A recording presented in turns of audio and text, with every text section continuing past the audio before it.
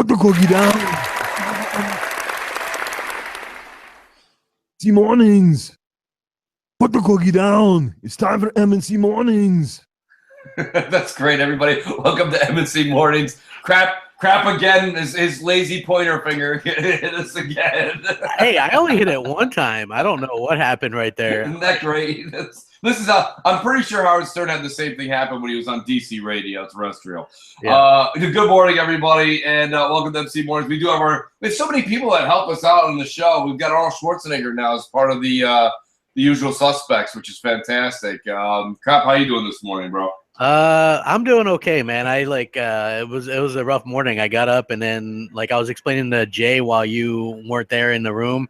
I was like, yeah, I got up and I have a corner office desk and my PC is on the ground and I have a USB mic plugged into it, the one that I use, right, and it sticks out the front. And then I have an office chair that's on wheels that was pulled out. And my dog got all excited when I was going to walk him this morning, jumps on the office chair, it slides into my PC and it broke off the USB mic. Yeah, so I was like, holy crap, what am I going to do? And I was flipping out, and then Hellhammer's ass is asleep. I'm like, I need to get a mic. GameStop doesn't open till 11. The show's at 11. And I messaged you guys. I was like, I don't know what the hell I'm going to do. And then finally, after about 10 minutes of knocking, I got Hellhammer's ass up, and I was like, yeah, can I borrow your mic? And he's like, yeah, here you go, Metallica. Metallica. So I was like, thanks. Yeah. So, love the Metallica reference. Yeah. So it was a little bit rough this morning, and then so I guess I was a little bit frustrated. But yeah, things are looking up. We had a good game night last night. I thought that was fun. I mean, I came in a little bit late, spent a little quality time with the missus, but then I saw you guys were still on, and I was like, crap, you're going to be on for a while, and you're like, not me, but you end up staying on another hour. So yeah, maybe a little bit longer. Yeah, I was playing. We were playing that gun game, which is actually pretty fun on. I like it. Internet Warfare, yeah. I do. I hate to say it, but I do. Yeah, I hate when I get to the sniper. Yeah. But other than that, yeah, I think it's absolutely amazing. So. Yeah. No, I mean, listen. We've been blessed with so many great games this holiday. I'm even sure after Christmas we're probably going to get Titanfall 2 into the rotation. So many people are buying it. They're practically giving it away when you walk into Best Buy now. You get a free scratch and sniff sticker and a Titanfall 2 game and a life-size picture of Vincent Pella for your bathroom. There's a lot of things you get when you walk. Yeah, a PS4 or bust picture, shirt. You know what I mean? I think that's the hot item this Christmas. You know what I mean? So, I'll tell you the truth, crap. I'm glad you brought that up. I want to say a shout out to. I think he's listening to the show too.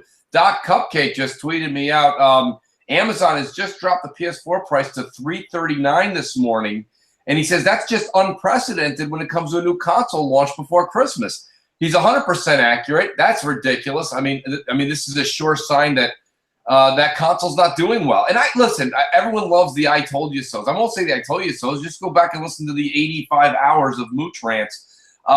This console's lost in translation. Nobody knows what to do with it. There's no game specific for it, right? Crap. I mean, it's no different than your PS4 vanilla. So that's going to be the problem going forward. Is the fact that there's nothing specific for this console. And I don't know, we'll have to see how it goes long term with this thing and Scorpio as well. Right. Some people, there was no guarantee that these things would be successful. I always was, you can look back and I always said people might rebel against that. They might not, they might not go for it, and they still might not, who knows. I think that Scorpio has a little bit better chance if it's priced the same price at $399, because it'll be native 4K stuff that you'll be getting out of that, as opposed to this faux native stuff that Sony's doing. So, but I saw the stacks myself. The pros aren't moving because when people are looking to give a gift, they're looking to give something that's cheap. You know what I mean? And so the Xbox One, did you see the Minecraft bundle is $212 today on Amazon? Yeah, $212. These deals are getting better and better. That's why Black Friday's starting to lose a little bit of its luster, isn't it? I mean, you don't really need to do anything on Thursday or Friday anymore. Yeah, well, it's really they look at it as the whole weekend now, and then of course Cyber Monday as well. But the early reports were that Xbox One won, all of the one Black Friday, so that would be probably the biggest day. And, I think that that's very important to keep in mind as well. I think that Microsoft has already commented that they've saw unprecedented demand for their console and accessories on Black Friday, which I think goes into what we were all saying. And the biggest, hottest item was 4K TVs.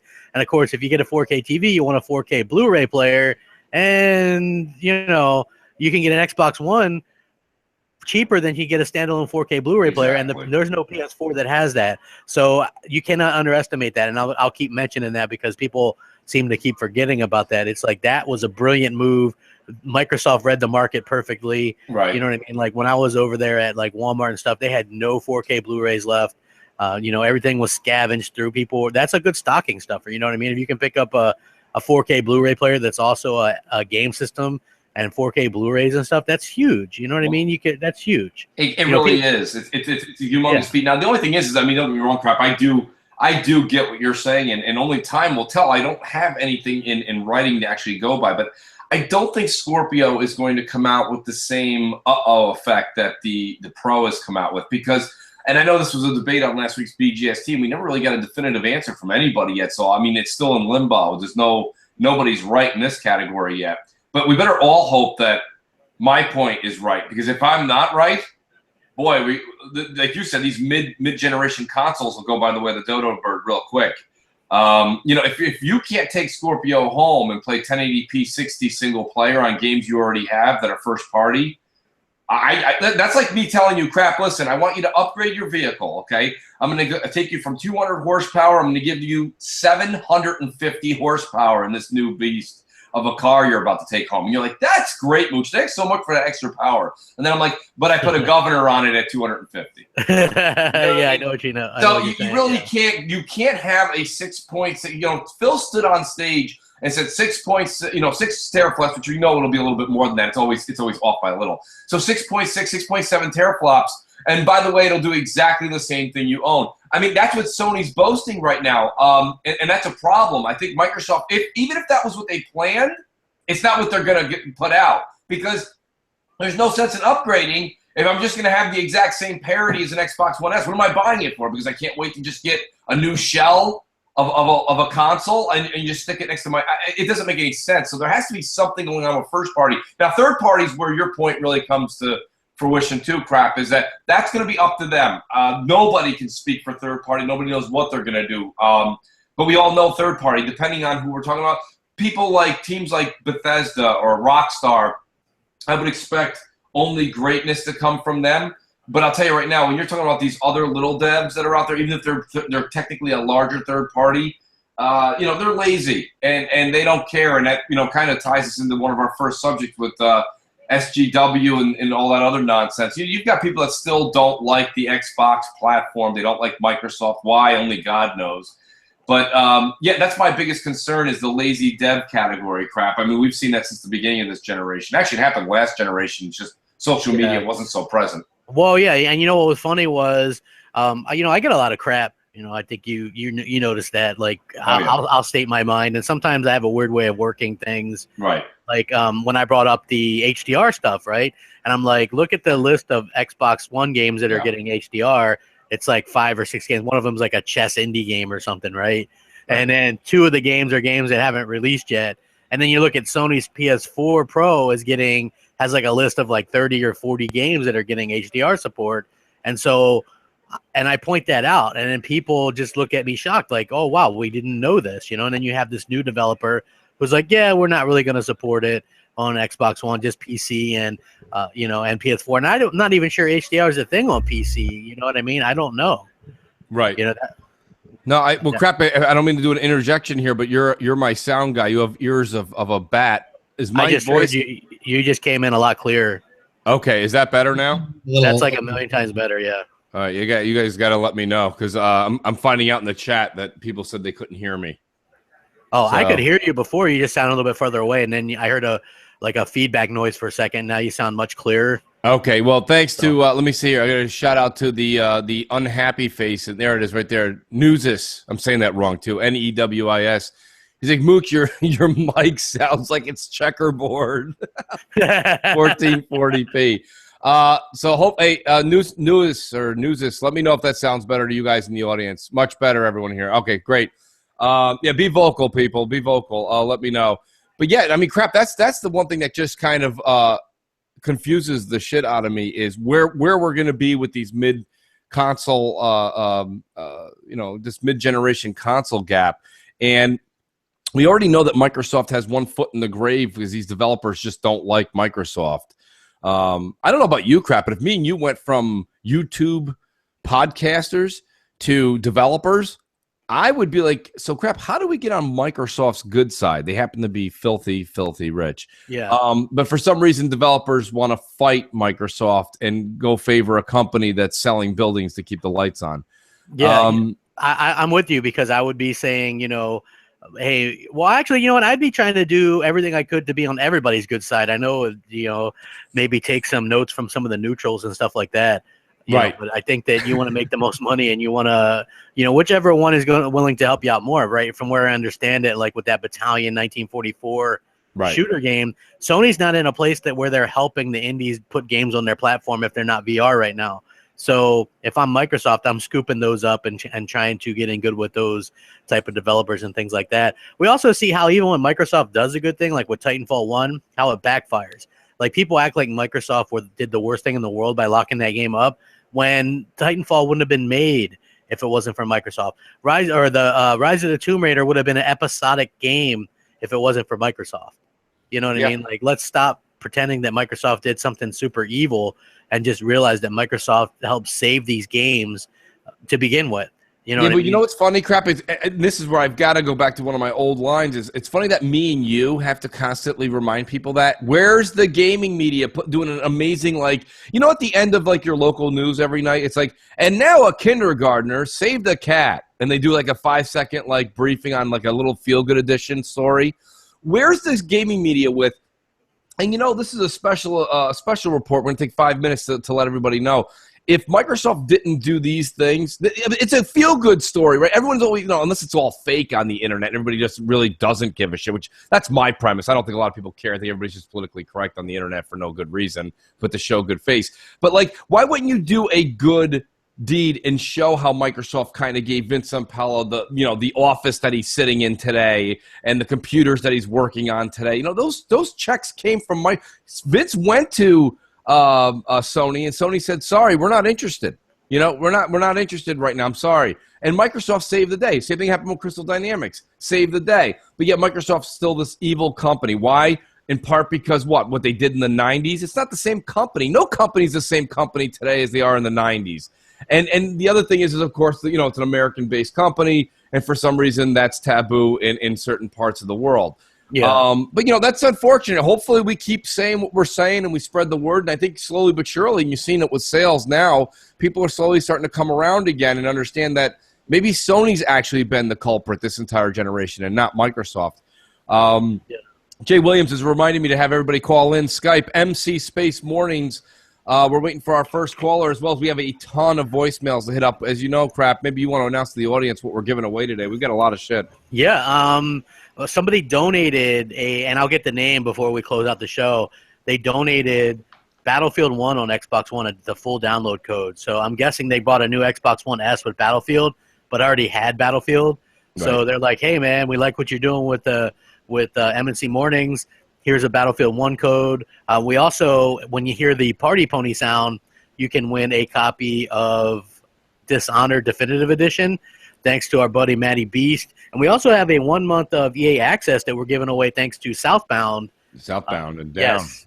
So we have 3 things to give away today. So, 2 of the things you didn't need to leave voicemail for, but we do have something like 15 voicemails today. Yeah. So we might as well just jump into them. Jay, what do we got? What do we got cooking? Yeah, we should start our voicemails early. Okay. Yeah, if you can. We actually have a caller if you guys want to take a call right now. Sure. Yeah, we can take a call. Absolutely. What up? Welcome to MNC Mornings. How can we help you? we're men of the people. Yes. Hey, what's up, Moose and Crap? This is Dan from Florida. Quick question and one thing I want to know. What do you guys think about bringing guests on the show so viewers can interact, like UKB or, Jess from Windows Central? I think it'd be great just to get more personal feel from them. I love the show. And one more thing, Crap. I seen a video on Facebook of some dude walking up to Best Buy, smashing a PS4 in front of everybody. I want to know if that's you, man. Come on, I bet that's that's it, guys. Keep up good work. I love all y'all shows. Listen live. Bye. That was awesome, dude. Hey, I mean, come on. If I joke around and say, yeah, that's me, next thing you know, I got 100 videos made about me. Right. About, Yeah. stalking people and breaking PS4s. But no, there used to be a thing back in the day, which was like smash my Xbox or smash my Wii or smash my PS4, where these people do like Kickstarters. They buy these things, they wait in line, they get them, and then they go in front of the line and smash them in front of everybody, and people flip out. So, I mean, you know how it is nowadays. People are idiots, but yeah, that's not me. As far as the first part of the question, which was, what the hell was the first part of the question? Why don't you bring, Guests and stuff, right? I think we had Zaire on for a little bit. We were just trying to get a very good ebb and flow with the show. You know, Mooch and myself have a really good dynamic, and sometimes bringing somebody else in there, it doesn't work out as well because we talk a lot and kind of just have a good rapport with going back and forth. But yeah, Xbox Nation kind of started that way, crap, for some that don't know that. Remember, you just said, hey, Mooch, what are you doing tonight? You want to do a half-hour podcast? I said, yeah, it was just to talk very current. Well, half hour ended up being like 3 hours. Yeah. But yeah, it ended up being something that you thought worked out really well, and then we pieced together some more folks, and through trial and error, you have Xbox Nation today, and a lot of the other podcasts all kind of came about the same way. I would answer Dan in another light, just to kind of open his eyes on it, is there's a lot of podcasts out there right now, right? So when me and Crap got a chance to sit down and collaborate with Jay Williams, we said what we got to do is we're trying to do something a little bit different. If we start bringing on all the people that we do podcasts with, well, then this is just M&C Mornings, the podcast.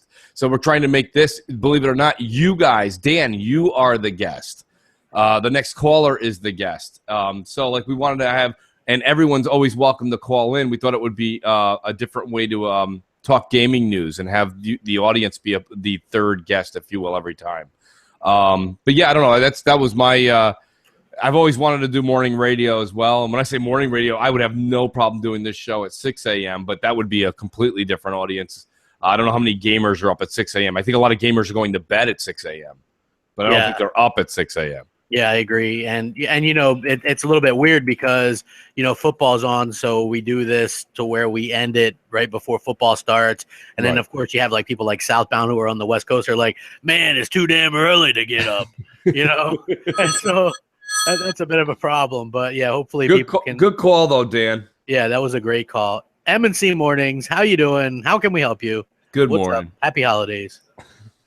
Hey, guys. A couple of things. We're pretty much less than a year away from Scorpio, from Project Scorpio. What would you guys call the new console? I was just curious. And another thing, basically, you guys were talking last week on BGST about cross-platform play with like 4K and then 60 frames per second and all that crap. I was just going to let you know that, I did cross-platform play with my buddy. He has a really nice rig with a GTX 1070 with the Gears of War 4, and everything looked perfect. I was running at 30 frames on my Xbox, and he was running a much higher frame rate. But as long as it's campaign, I don't think it really matters. Everybody's getting a good experience. It's not like I'm playing against it. We're playing together. So I just wanted to let you know. All right? Bye. By the way, guys, that was Xbox One. He calls every week. Oh, okay. Yeah. Cool.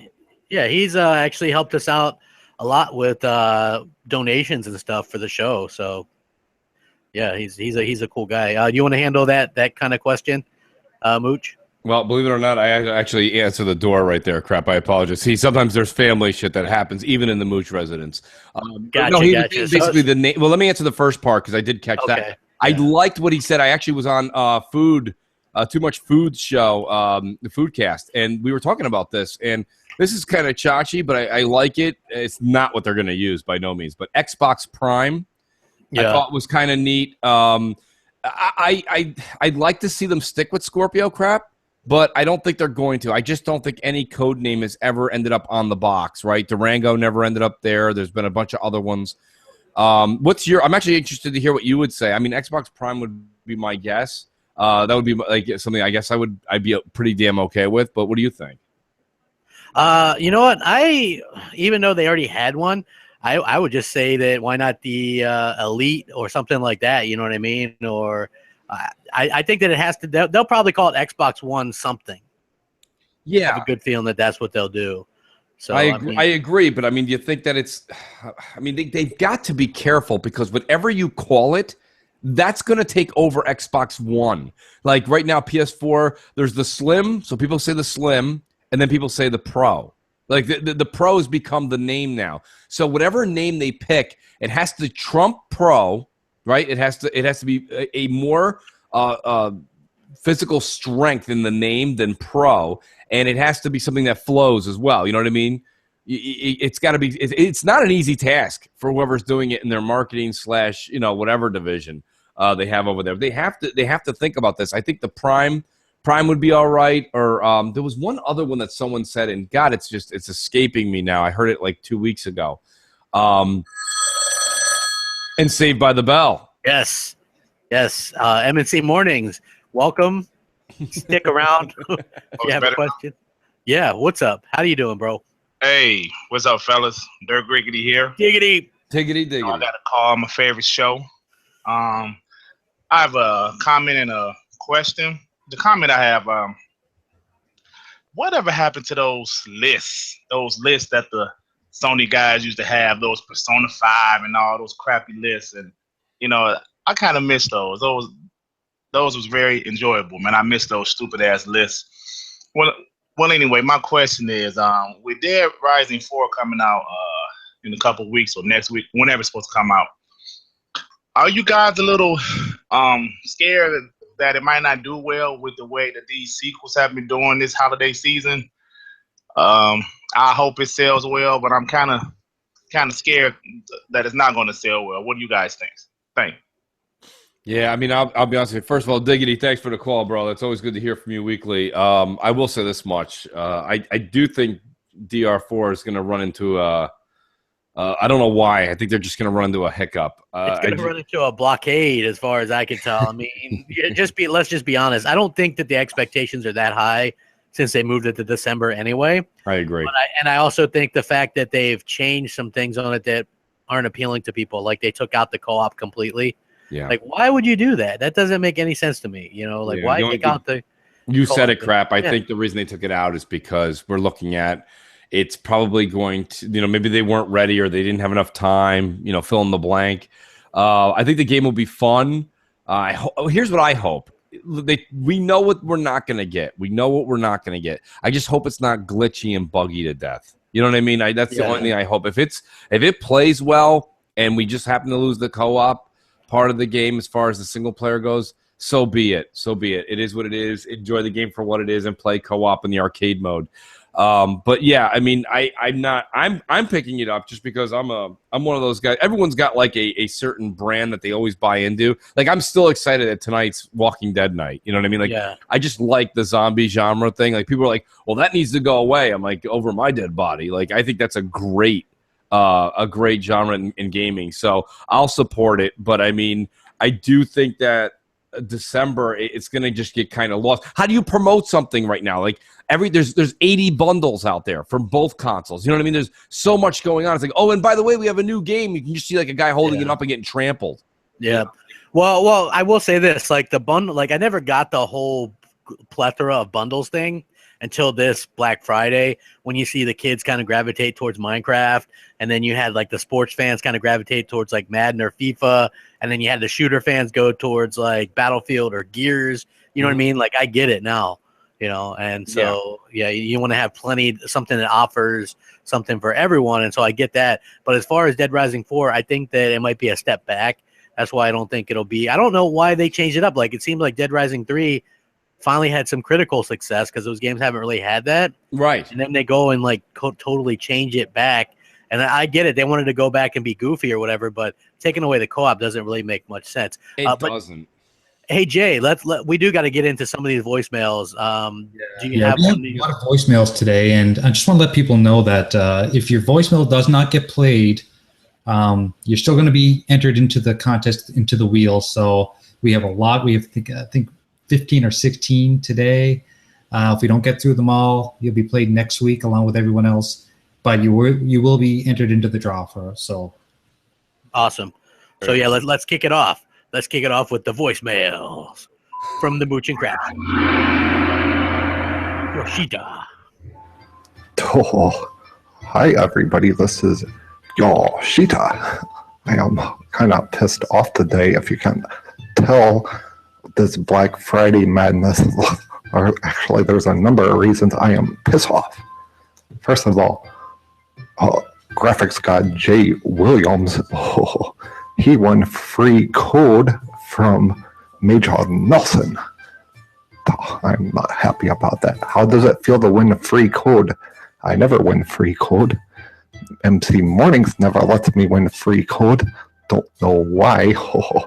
I'm also pissed off about Black Friday. There are also many pallets flying off the shelves on Xbox One S. So I thought it was a good idea to not put Blu-ray player, 4K, none of that nonsense in my PS4 Pro cheeseburger. Never thought people would like that. I guess I was wrong. Sean Murray, you damn it. You lied to me once again. Let me kick your ass. Tired of everybody lying in Sony Studio. I am the best liar. I need to teach these guys. Okay. Well, you guys have a good day. Prepare for us to hit the panic button at Sony Studios on Cyber Monday. Goodbye. You're listening to MNC in the Mornings. As always, remember, you can't take anything they say seriously. It's just jokes. Jokes performed by YouTube professionals, and usually the joke's on them. Dang it, Jay William put me online. Who is the dang she-wolf? What is a she-wolf, and why does she keep coming on here from the heavens and ruining my chances at winning free code? What is a she-wolf? Please enlighten Yoshida. So say Yoshida. That's so good. Oh, that's developing into something. I'll tell you that Yes, much. that was you know, it's funny. We were talking about the Yoshida thing last night on game night, right, with Bam and everybody. And we were like laughing about how like the accent just sometimes just drops sometimes. Yeah, it just loses the accent completely. His English is getting much better. Yeah, so. He goes from Japanese to Jersey. It's great. I love it. It's really something, isn't it? Yeah. That's And outstanding.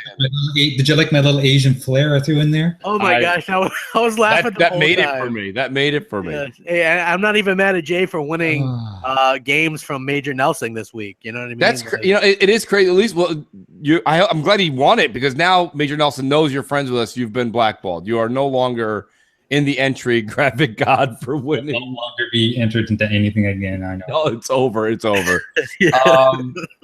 No, it was great. We were talking to Southbound on Friday after you won, and South was like, no. He's like, don't worry about it. He's like, Major has actually no idea who wins that. It goes into a huge like machine and just like a Crata machine, and it pops out a number.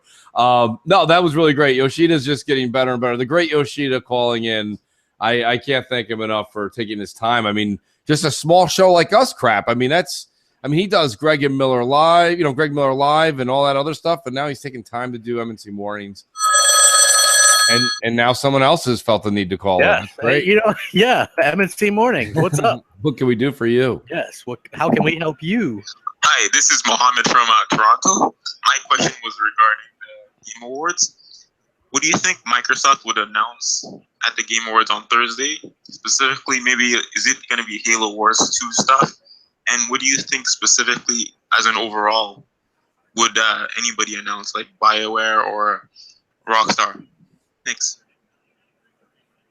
I don't know what Microsoft did they say they're going to have something to announce there or what? Well, I don't know if you saw this crap. I'll call this my 5-second claim to fame. So it happens once a year. Jeff Keighley actually wrote me back yesterday on Twitter Yeah, well, I wrote to him and I said, he said blah, blah about the TGAs. And I said, well, I'm hoping to see, I hope all platforms are represented. He wrote me back and said, everybody will be represented equally and fairly. Please tune in and stay tuned.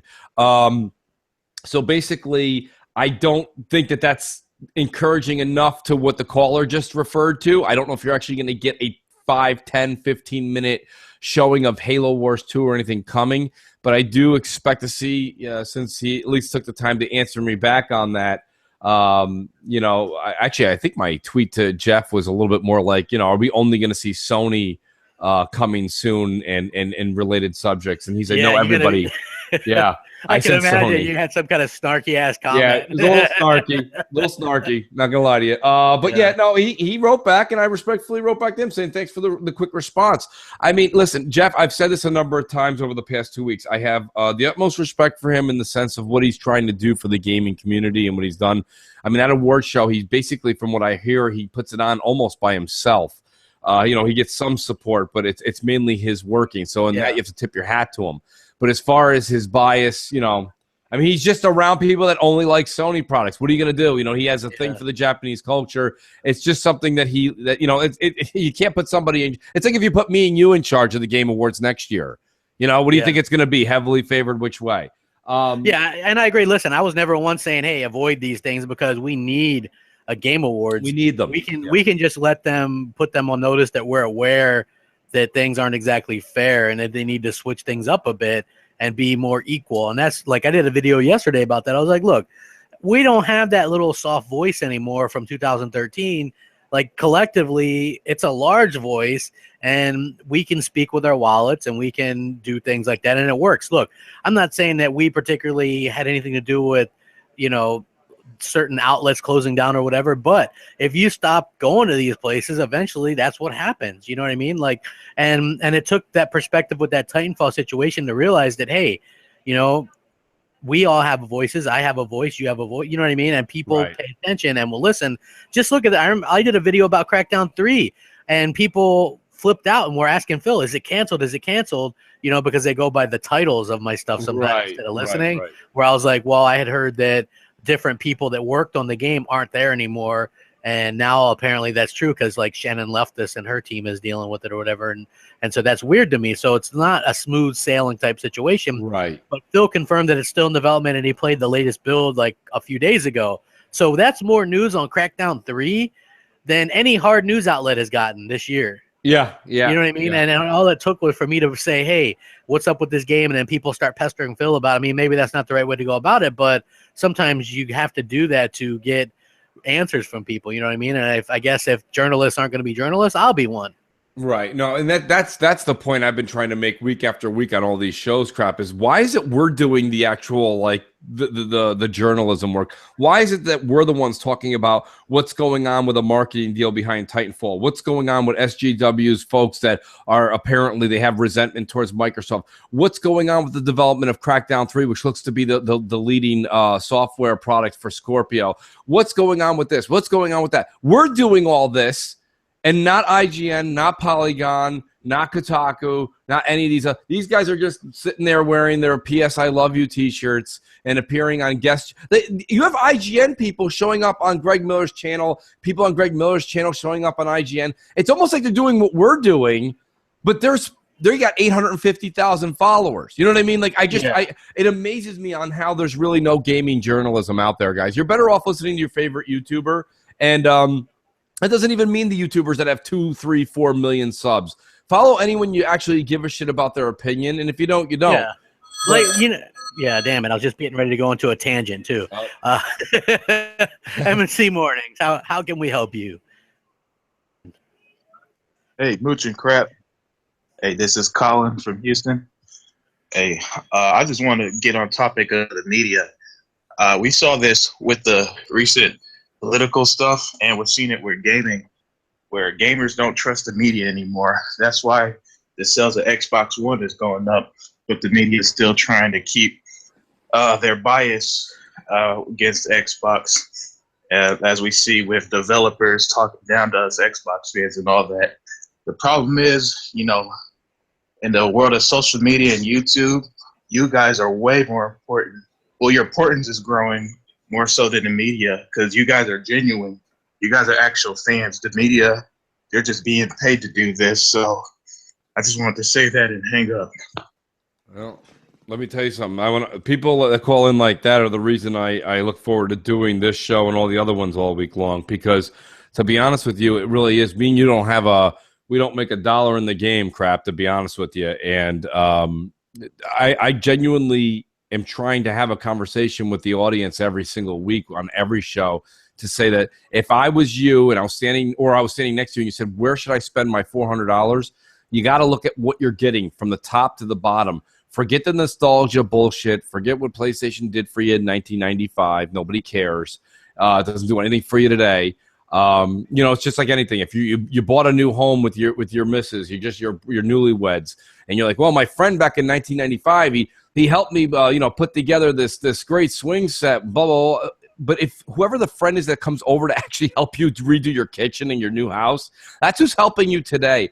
And Microsoft today is doing more for you as a consumer. They're giving you better controller, better feedback through the programs they have, the insider programs. You've got better games. You've got a better platform. You've got a group of people that are listening. We're the ones, I'm going to take some credit here, crap, and I don't mean me. I'm going to give credit to every podcaster that does an Xbox show. We told them to put Minecraft on the box. We told them to put 4K on the box. We told them to get rid of that putrid pea green box.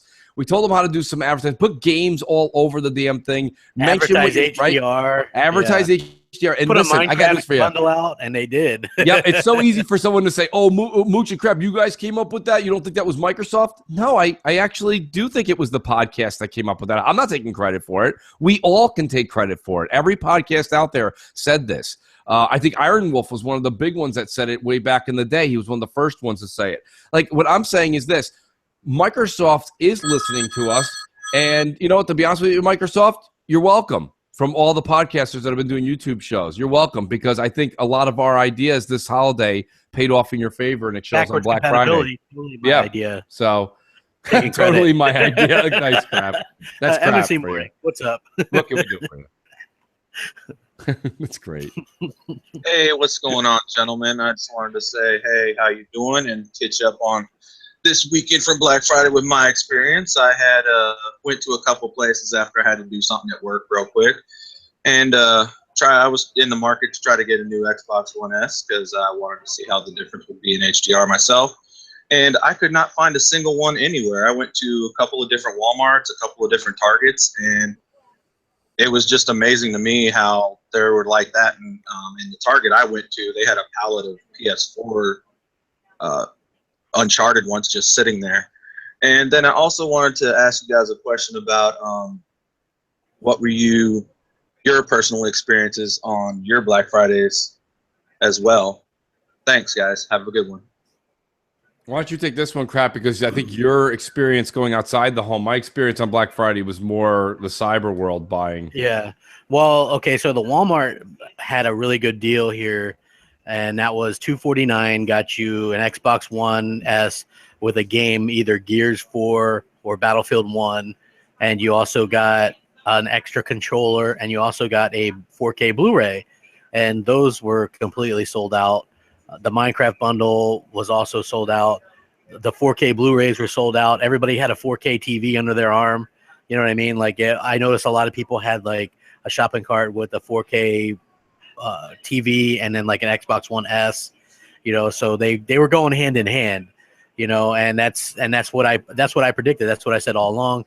When you went to Best Buy, they did have, so they restocked, and then so they had plenty on one pallet, but then when you looked up, you had like 4 pallets of PS4s and just nobody was buying them, So I'm not saying that they didn't do well. I have a good feeling that both will end up doing well, but when you have the choice of paying the same price for an Xbox One S that has extra game, a more current game, and a 4K Blu-ray player, or a PS4 Slim that has no 4K Blu-ray player and has an old game, I think that people were making the better choice. You know what I mean? It's like, and I heard a lot of people asking, like people that work there, oh, well, does this one have a 4K Blu-ray player? Nope.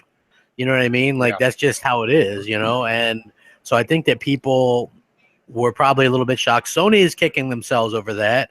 They can try to spin it as they're, how can you take that? That shows that you don't actually listen to people when you're like, well, our data shows that people like digital content.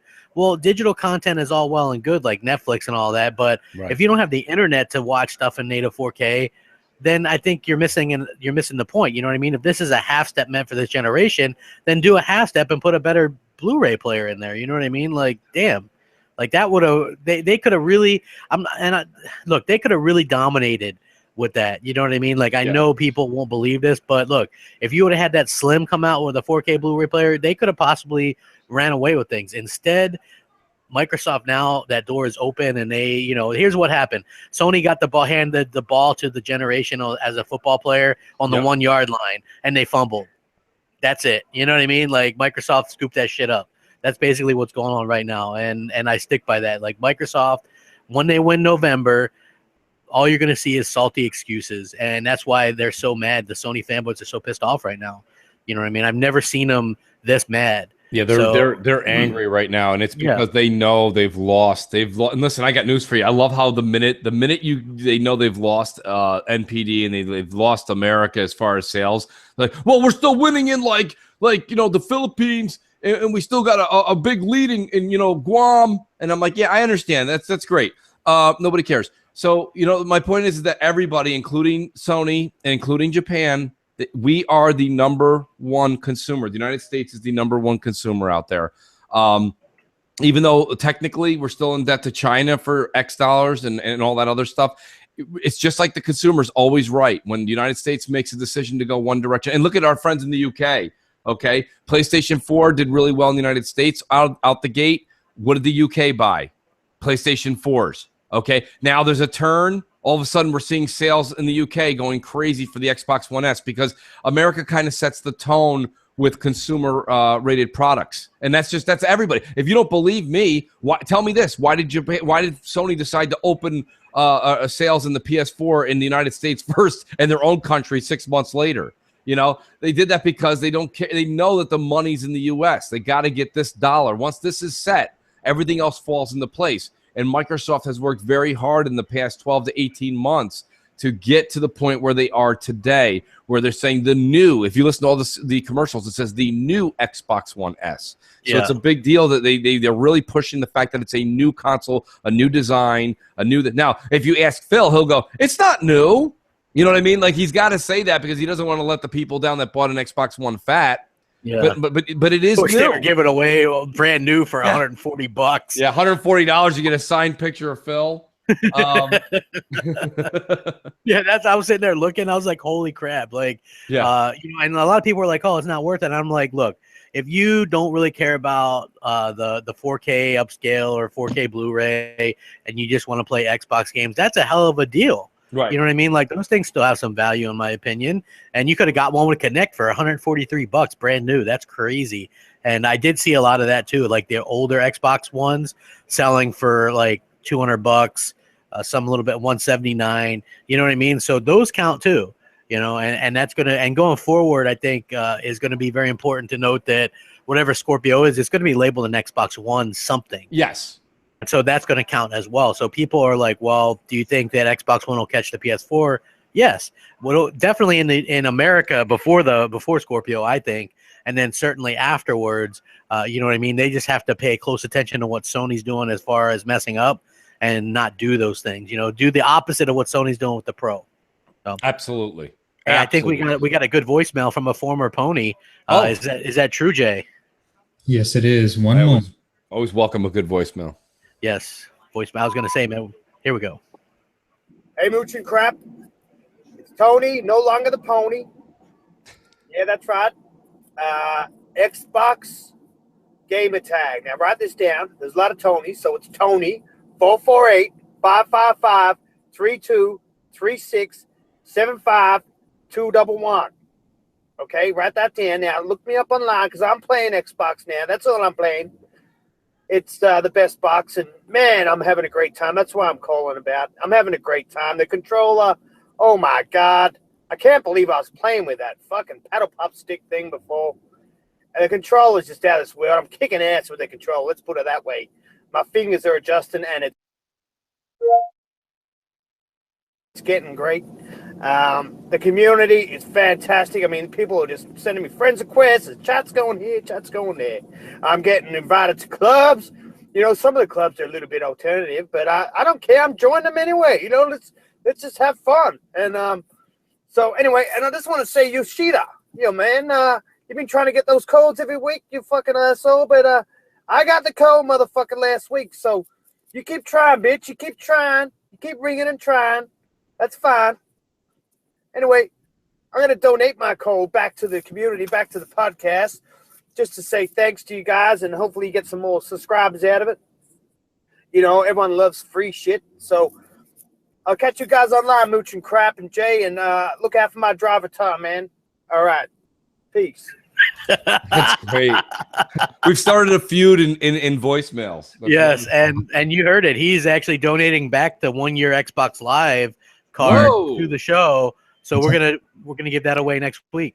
Yeah, well, something we didn't tell people is that actually that code was donated by Sean from California. That was something I told him I would give him credit on the show. So if he's listening, thanks, Sean. And the code's going to go out to someone else who deserves it soon. That's really great. This is what I'm talking about. You don't get anything like this on the Sony community. I'm sorry, and you'll have the neutrals do a video about us, and you'll have the Sony guys do a video about us. You can just see the minute you click on a video, it's just pure hate. What a great group of people we have. I mean, this is what MNC Mornings is all about. It's about you guys tuning in, getting a little bit of insight on Mooch and Crap's opinion on certain things. But then on the other side of things is just to be so interwound and hang out with the community. Tony, the former pony, thanks, buddy, for recycling that back in. I like his gamer tag too. There's a lot of numbers in there, so it's a lot of numbers. It's a lot of numbers. Yeah. So hey, look, we got a nice chat going now. We got She-Wolf and Foxfire and a whole bunch. Yeah, of we're approaching the 300 mark for a Sunday morning. 300 is always a great number to hit, Crap. But well, what's funny is people heard me kind of a little few beers in bitching about the viewership on the show. Yeah, I know. Crap does a great woe is me. It's the old 1920s. The shows, you know what it is? A lot of shows take time to kind of, and our show, Crap being in the morning, really is. We even have people that do podcasts who are like, are you guys crazy getting up and doing that? Yeah. Hit that like button though if you're watching, because it helps out the show a lot. So and we do have a call. So welcome to MNC Mornings. How can we help you? Hello. Let us help you. you. Hey, Mooch and Crab, it's Jay Jones calling in from Trenton, New Jersey. You guys were talking about Dead Rising 4. I was wondering, do you think there's any way in a possible future update or DLC that we do get the co-op campaign? And also, after the holiday season's over, which one of your more anticipated games after the holiday season? Myself in particular, I'm looking forward to Scalebound for the single player, and multiplayer, I'm more leaning towards Sea of Thieves. Thanks, guys. Keep up the great work. Love everything you do. Awesome. Wow.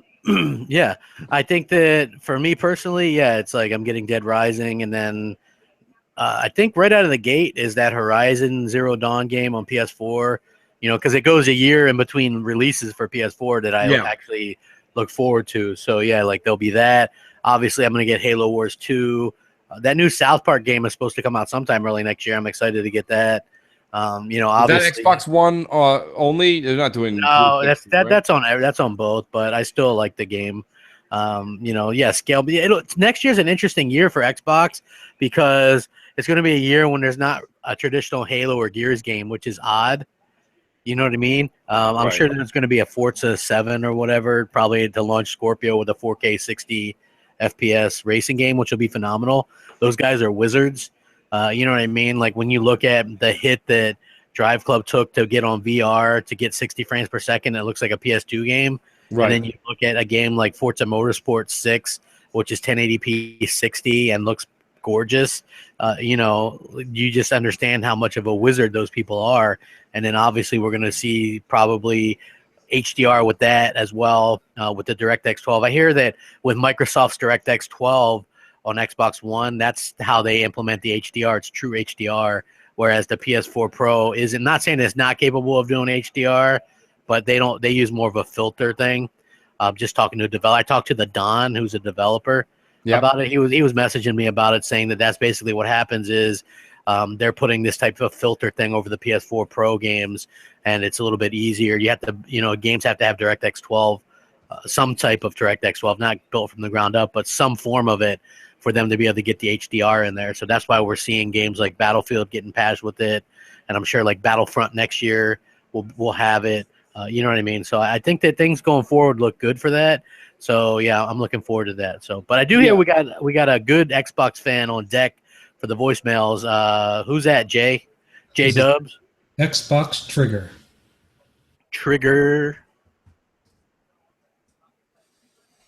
Hi Mooch, hi Crap. This is Xbox Trigger from Twitter. And first I wanted to say congratulations to Crap Gamer for 27,000 subs. Wow, the Xbox community grew so much. I remember back in 2013, where you just speak Xbox, you get tons of likes, dislikes, and people telling you to kill yourself. So congratulations to Crap Gamer. This helps the Xbox community so much, and this plus how Xbox One is sold out at Black Friday.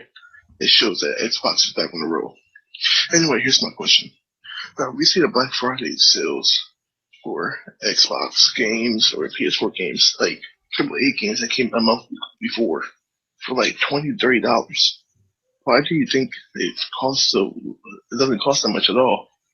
Do you think they're underperforming or something else? I never saw something like that before. Not games that just came out, you know what I'm saying? Anyway, love you guys. Please keep up the good work and peace. Well, I mean, is he talking about the games crap that have currently gone on sale as far as like the Titanfall's going half price and these other games? Yeah, I mean, it is. Like. Here's the thing, and I said this also on Food's show that he had me on a week ago. Maybe it's time, and this is easy for me to say. There's people at Microsoft that are probably going to hear me say this and say, we can't do that. Was he out of his mind? I don't know the exact number, but rather than have a game come out at $60 and everybody go, I'll just wait till it's half price in a couple of weeks. Instead of that, why not have the game release, all AAA games release at $40 or $45, and then it would be a universal, okay, they'd all have to agree, everybody would have to agree, brick and mortar, they have to make deals where it would stay at $45 for 12 months.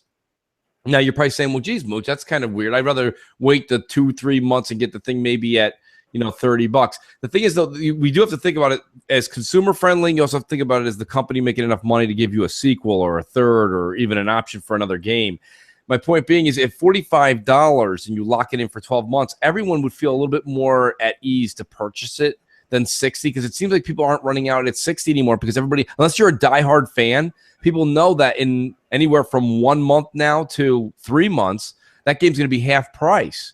So you see where I'm going with this crap? Isn't it the better of two evils to reduce it to $45 and keep it set in stone at $45 for 12 months? You know what? Like for me, I was, I don't know.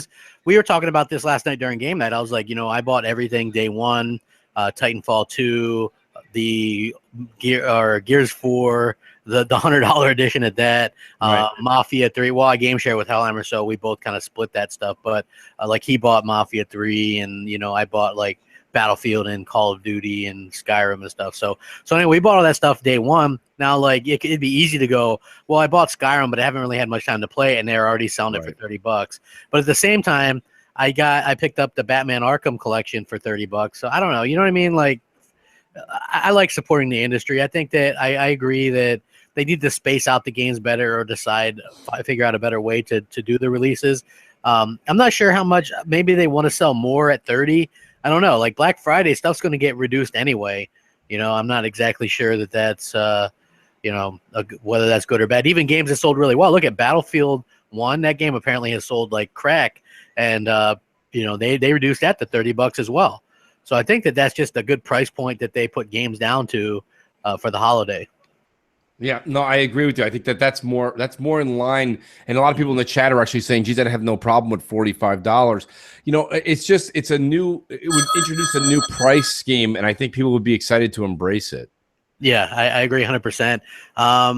Especially for single player only games, I would say there should be a price break. I thought ReCore was a really good price point for a new IP that only had single player. Like more people should adopt that. So anyway, MNC Mornings, what's up? What do you think? Hey, Mooch and Crap. Mooch and Crap. How are you doing? I'm Varun from Twitter. My question is, what do you think's happening at NeoGAF right now? Do you think they're worried? And my other question is, do you think Sony's hiding something from us, like something great, maybe? All right, thank you. Have a great day, guys. I think Sony's hiding its debt collectors pretty Yeah, well. yeah. NeoGAF, that place is completely in disarray. So is N4G. Yeah. The main problem, those are like, insurgents, and you got to clean them out. You know I'm what kind of mean? with Brian Baker in the chat says, why do we care about NeoGAF? Here, that's a great point. I don't, right hand to the Lord, I don't go to NeoGAF for anything. I don't go there for entertainment. I don't go there for articles. I don't go there for headlines. I don't go to the website at all. I don't understand why this one website, which is clearly Sony based, gets the attention it gets. It blows my mind. And especially in a world where people are like, how dare Mooch and Crap be so Xbox biased? How dare we? NeoGAF is a huge site that's only Sony. It's pro Sony, period. So if they can do it, why can't we? I don't understand. I have absolutely no idea why people still go to it. I don't know. Maybe that's just me. I don't go to it at all. I don't even know to me, they're, as they said in the Mighty Ducks, there never was. Yeah. Well, for me, like, I don't go there either but I follow the thing on Twitter for the new threads or whatever. And sometimes it's just kind of comedy. You know what I mean? Like, they were really flipping out over the Xbox One S. Like, they're already prepping their excuses. They're like, well, it looks like the PS4 Pro didn't sell well. That automatically means that the Scorpio is going to do bad to them. You know what I mean? If the Xbox One wins November NPD, it's because they were giving them away. It was fire sales. You know what I mean? Like, yeah. So like, they're already making the excuses, and so I think that's good as well. But like, I was on N4G, and I go there because you can get news stories. That N4G in and of itself isn't biased. Right, the site is just a hub for stories. Right, that's not bias. The bias comes in with the moderators who are pro Sony and the fanboys who are pro Sony that run that place. Right, like if you just go there and don't have an account, that's a good place to just see stories about gaming. And so I saw one about if Sony's fall PS4 exclusive strategy paying off, basically saying them coming out with games, in the fall instead of like the winter. Yeah. Is a good idea. And all the Sony fanboys have like 100 degrees where they're like, yeah, it's great. They're absolutely killing it. This is the great thing. And I'm like, listen, this was my point to that. As gamers, how can you be happy not to get exclusives?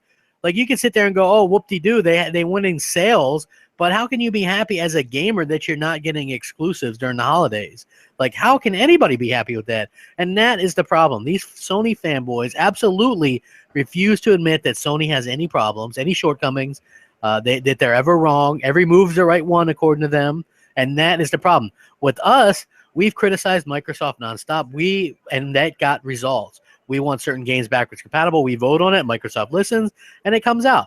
We have a problem with a certain thing. We complain. Look at Rand, right? This guy wanted the Snap system to work back when they took it away. That's right. Like 2 days later, it was back. You Yeah. know what I mean? Like, how long would something like that happen with Sony? Like, people are still asking to change your name on PSN. Yeah. For years, and that's funny still too, not Crap, hasn't happened. When you broke the information on that was really great. You broke the new UI that they were going to have come out, and it's funny, we were looking at it and the screenshots looked like it was going to mimic Xboxes to a T. They still, even though they copied it, which is all Sony does, right? They copied some. Everyone's like, the UI sucks on Microsoft's Xbox One. Meanwhile, Sony just copied it. Gears 4 doesn't hold a candle to Uncharted 4, but they just copied Horde mode. Listen. Pinkie Pie, your ultimate party pony. Well, there you go, folks. There you If go. you call in MC Space Mornings on Skype, you will win Dishonored, the definitive edition on Xbox One, digital download. So call in MC Space Mornings and say you want to win it because you heard Pinkie Pie. Courtesy of Matty Beast. Matty Beast, yes. So thank you for that. No, but you know what I mean? Crap, you had laid that out there, and I said, wow, these sons of bitches are copying off Microsoft. But they did a piss-poor job of copying off them because the activity feed on the PS4 looks like shit. I don't know. My whole thing is that this is a joke. Now people are starting to see it. We're seeing the word of the day, folks, is pallets. That triggers people. It triggers people. Pallets, because there's just pallets and pallets and pallets of PS4s stacked to the ceiling with, and people are saying the Slim did well on Amazon. I'm sure maybe it did because the numbers are in front of us. But as far as I know, the pallets didn't do very well in the brick and mortar. Yeah, not only that, but they only had the one SKU on doing good on Amazon, where Microsoft had 4 or 5 in the top 100. So agreed. Who's our big winner? We have a winner. We have a wiener. Who is it? What's up, guys? It's Dan back again. I just one code. I want to say thank you, guys. This community is great. And one quick question about the Video Games Award. I think they should have viewers like us gamers voting on what game should be in what category and what game should be Game of the Year. That way it won't be so biased instead of having the media doing it, because that's not fair. We're the one playing the game. We should be the one voting for the games as well. Anyway, that's it. Thank you guys again. Love the show. And that's it, man. Bye. Nice. Congratulations to Dan. Is that Dan? I don't know if it's Dan from Florida from earlier, but that's awesome. Yeah, that's from earlier. And what's funny is, see how fast people called in with that to win that game, as opposed to the Gears games that everybody has. Like Gears, those Gears codes, thanks to everybody that's been giving them to us, but we literally can't give them away right now. Those Gears codes are like candy. They're like candy corn on Halloween. Yeah, people don't want give it away at this point. Yeah. But no, that's fine. We've learned from that, folks. We're giving away better games, greater games, thanks to our donations by some of our greatest fans. And if you guys want to donate for shout outs or whatever, hey, feel free. Like that's what it's for. You know what I mean? We haven't put in anything particularly. You know what I mean? It's all community donated, which is awesome. A lot of the money we've put into it has been more on the software end, with hopefully helping Jay Williams and doing the iTunes stuff. Yeah. Also, we are on iTunes. If you guys want to go download that, that would be, if you guys some people just like to listen to that stuff. You know what I mean? I think this is a very clean sounding show, and so it's perfect. Well, it doesn't. You know what it is too? Is it allows people to listen to our show and not use so much data, because they can download the iTunes on their Wi-Fi at home, have the current episode uploaded downloaded onto their phone, and then they can take that on the road with them. Not just that, but they don't have to have the video playing. And every time a video, like if you take your phone for a jog, every time you bang into your phone or your phone bounces in your pocket, it switches to another video. So this gives people a lot more flexibility with travel and listening to MNC Mornings, which is what we want to do. It's great. Yeah. So it's pretty cool. So yeah, I'm very very excited by that. We should probably do a couple more voicemails, Jay. We are at 12:10, and I think we have a plethora of voicemails. Hey, She Wolf was like, I wanted to call in and win that game, but she doesn't have Skype on her phone. Get an iPhone, She Wolf. Stop with the tinkering and the Androids. Avoid that. Triggered. Avoid Apple. Yeah, GKB right now just slid underneath his fucking kitchen table, Titanfall 2 style. Well, he's sick. That's why you missed game night. So hopefully, I know it wasn't the same without GKB. Get better, buddy. Yeah, we missed those like 3 or 4 words you would have chimed in during the night. So. Uh-oh, what did you say? Hush! I'm gonna get it. I'm telling you. Hold on. Come on, that was funny. I'm just joking. It's just jokes. It's just jokes. Yeah. Isn't that right, Arnold? Jokes. Isn't that right, Arnold? Jokes, people. Don't need to freak out like whiny little babies. Thank you, Arnold. Thank you. Arnold agrees. It's just jokes. It's just jokes, people. People are going to be like, crap's going taking shots at GKB. OMG. Right? Yeah, of course. Yeah, go ahead. We got some voicemails. Okay, right? so we've got a voicemail from one of our fans that are down under. Nice. Awesome. Good day, mate. G'day, boys. It's Aussie Gamer here. Love your show. Keep up the great work. Today, I've got a pretty simple question about pricing globally. Should we continue with this geo-blocked regional pricing that can often mean some markets pay significantly more for a game, or should we go down the Steam kind of model where everyone's paying for the same games in US dollars? So, it's all based on exchange rates at that point, as opposed to being artificially geo-blocked, which means you can pay, a lot more money for your game. So we'd love to know your thoughts on that. And keep up the great work. Love listening to your show. And hopefully we'll talk soon. Great, That's why I love the voicemails, because they sound so clear. Yeah, they're crystal. And, Yeah, you know, they're I want to so say clear. before, and I do want to hand that question off to you. I just have Aussie had written me, and I believe for some reason I can't get him unblocked on my my feed here as far as the chat. So because even when he goes to type in, it just delete. He says it's showing it just deletes. I'm not doing it. So I want to say shout out to Aussie Gamer. He's a good guy, good friend. Once we figure that out, Aussie, we'll get it all straightened out. But we will get you back in the chat as soon as possible. I have no idea why you're having a hard time. Yeah, I don't know what the deal is. Nobody's banned and nobody's blocked him or anything. So I'm no, not I sure. don't. I even went to his page, okay, because he's got his own YouTube page. I went to his YouTube page, and when you click under the little flag, as You under can see if about, somebody's blocked or you not. can see if it's blocked, and the option isn't to unblock. The option is to block. That means it's unblocked. A better time being Xbox game. Well, hey, thanks, Jay. Sorry about that. I was clicking buttons trying to get something prepared and started playing another one. Sorry. Nice. Okay, I thought somebody had an answer for me. I was like, God, where's that coming from? J Dubs. That's J Dubs. A rare mistake by J Dubs. Oh, I'm sorry. Apparently I said it wrong. Timodos has corrected me. It is not Aussie. It's Aussie. Oh, With Aussie, Z. like Aussie, Which is like interesting Aussie. because it says Aussie, but it's spelled AUSSIE. That's correct. Which I think in any US interpretation would be Aussie, wouldn't it? Yeah, but it's But it's not. It's Aussie. Well, I'll work on that, Timodos. Thank you. Yeah, that's like people say Baltimore. They pronounce it Baltimore. Right. You know, instead of Baltimore. Yeah. So Right. I guess the same kind of Yeah. thing. Oh well. You know, it's funny. Lady Foxfire in the chat is like, LOL, God, ? Meaning, I think she's referring to, because she's very good friends with Timodos. I think she's basically saying, Timodos, calm down. So I think that's what that was supposed to mean. Now, Lace Chuck says, just say Ozzy as in Osborne. Yeah. We'll do that. Ozzy, We'll call it Aussie. Aussie. Yes. So, well, that went off on a tangent. Yeah. So I know we still have like a crap ton of voicemails. Do we Yes. have one on deck, J Dubs? Yeah, we do. Let's listen to Tony Brennan.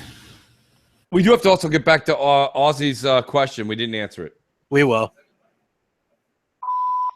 Hey guys, what's happening? Loving the show. Keep up the good work. Just a quick question. I've just come across an article that I've read on the internet online here about the Xbox One and the user interface getting a big change next year. And what they're saying is going to be completely like rechange the snap functionality in the Xbox One. And I think it could be a good thing because if they're talking about the UWP features and the app integration in the future, and to say like now you could be able to possibly snap Netflix, but not have it snapped on the side of the screen, a big bar. It will just be like, you know, just the screen itself of the video image, so you can move it around. Obviously, the Xbox One screen any way you want. And I think it's really good. And I just want to see what you guys think and what else you think needs to change for the future and for the brand and that. But love the show. Keep up the good work, guys. See you again. Bye now. Crap, I didn't catch much of that. I think he was. I think I can convert what he was saying. He was talking about the leak about the new update that's going to come out, where like it's not going to be the snap stuff anymore. It's going to be kind of like picture in picture. Fantastic, by the way. Yeah, they're trying to make it less clunky. Yeah, I guess seamless. yeah, and so I'm down with that. You know what I mean? So that Hell did yeah. leak. Yeah, that leaked that's going to happen, and so I'm excited to see what happens with that. And you know, you got to trust Microsoft. They're a software company, and I'm sure that like people are already testing this. I'm not, but it did leak that people are testing it, and so I guess it's pretty exciting to have that coming. You know what I mean? Like I'm excited to see what happens. You know what I mean? And There's no better time being Xbox gamer. All right, thank you for listening to my rant. It was nice talking to you guys. Bye.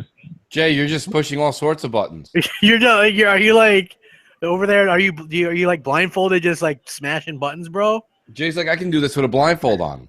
Yeah. I don't know what's going on here. I'm taking care of 3 computers at the same time, and all of a sudden things are playing and they shouldn't be. What's going on? Well, listen, Jay, while you figure that out, let me say a shout out and a thank you to Oh Snap Suckers. Everyone knows as Mel. Mel is pulling an outstanding like Oprah Winfrey deal. She's like, you get a free code and you get a free code. She's giving out codes to everybody in the chat for an unknown random amount of Xbox dollars. So that's amazing that she's doing that. Thanks, Mel. That's awesome. That's really something. Yes, thank you very much, and thank you guys all for the support. It'd be awesome if y'all hit that like button too. So yeah, that's really great. Shout out to our buddy Southbound and Down. Southbound just woke up apparently. Oh, and as if by magic, we've got a call. A call. Dun dun dun. What's up? Hello. Good morning. How can we help you? What's on, people? It's EXBot 448. Yo, Mooch Crap again. Another great show. Quick question though. With so many gamers kind of like adopting buying digital games and stuff, and knowing that when people purchase digital, you know, you're not paying for manufacturing and stuff like that. Do you think there's going to be a point in time where digital games like drop their base price, where it's no longer $60 to buy a digital game, but more like maybe $35, $40? And if you think they're going to do that, when do you think they're really going to implement it to kind of push the rest of the people to buy digital? Because, you know, that's where they're going. That's where, you know, the gaming industry is going. I was just wondering your thoughts on this, guys. Again, great show. I am absolutely addicted to MNC in the mornings every Sunday. Keep doing what you do, guys. I heard somebody really cool subscribe to his channel recently. I'm just saying. Yeah. I'm really bad with that. Same thing with like Twitter.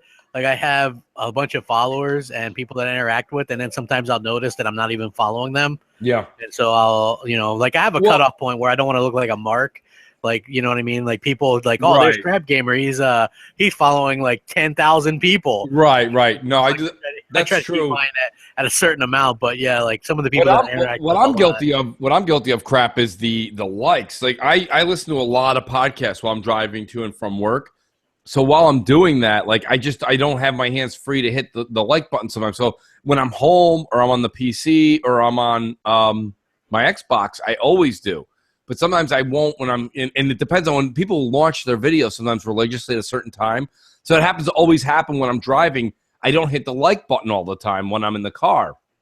And then when I get home and everyday life stuff comes at you, it's not like you're like, oh, you know what I need to do? Go back into YouTube and hit that like button. It just it escapes you. But we all have our guilty sins of that. But getting back to what we should probably address. We have two questions to address: Xbots and Aussie.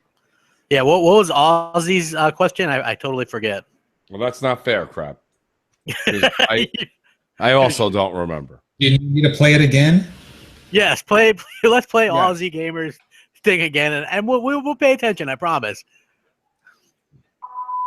G'day, boys. It's Aussie Gamer here. Love your show. Keep up the great work. Today, I've got a pretty simple question about pricing globally. Should we continue with this geo-blocked regional pricing that can often mean some markets pay significantly more for a game, or should we go down the Steam kind of model where everyone's paying for the same games in US dollars? So, you know, it's all based on exchange rates at that point, as opposed to being artificially geo-blocked, which means you can pay, you know, a lot more money for your game. So we'd love to know your thoughts on that.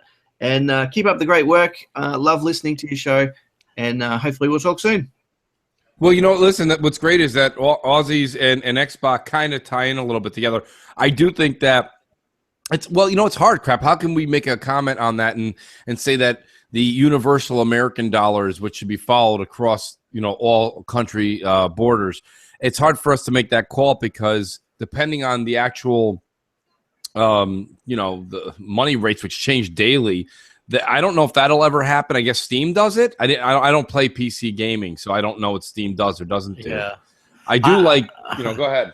Well, I was going to say that I do think that it probably should be more even, because if you look at prices, like Jay, you're in Canada, aren't games more expensive there? Yeah. They're at least $10 more, at least. Okay. And isn't like something like PlayStation VR like $100 more expensive there? That's insane how much. I mean, even televisions, like you guys were talking about 4K televisions, the same ones you guys are buying for $6.99, they're like $9.99 here. Yeah. Wow. Yeah, see, I definitely think that there should be a more even price point because I know in Australia they're paying what, like $100 a game or something like that, and that's absolutely ridiculous. Yeah. You know, and I think that there should be more accessible price point for everybody because that means less games there. You know, like people are probably having to save up a lot longer to get games. Well, the thing and is, can't though, buy as Crap, many. and tell me if you think I'm wrong here. This is completely speculating from the outside looking in. But a lot of people in Canada will tell you that they really love that they have their universal health care program. Well, money doesn't fall from the sky, people. So what happens is a lot of imported goods are probably upcharged. Jay Williams is paying $10, $20, $30, $100, $200 more for items depending on what they are, and that is a tax.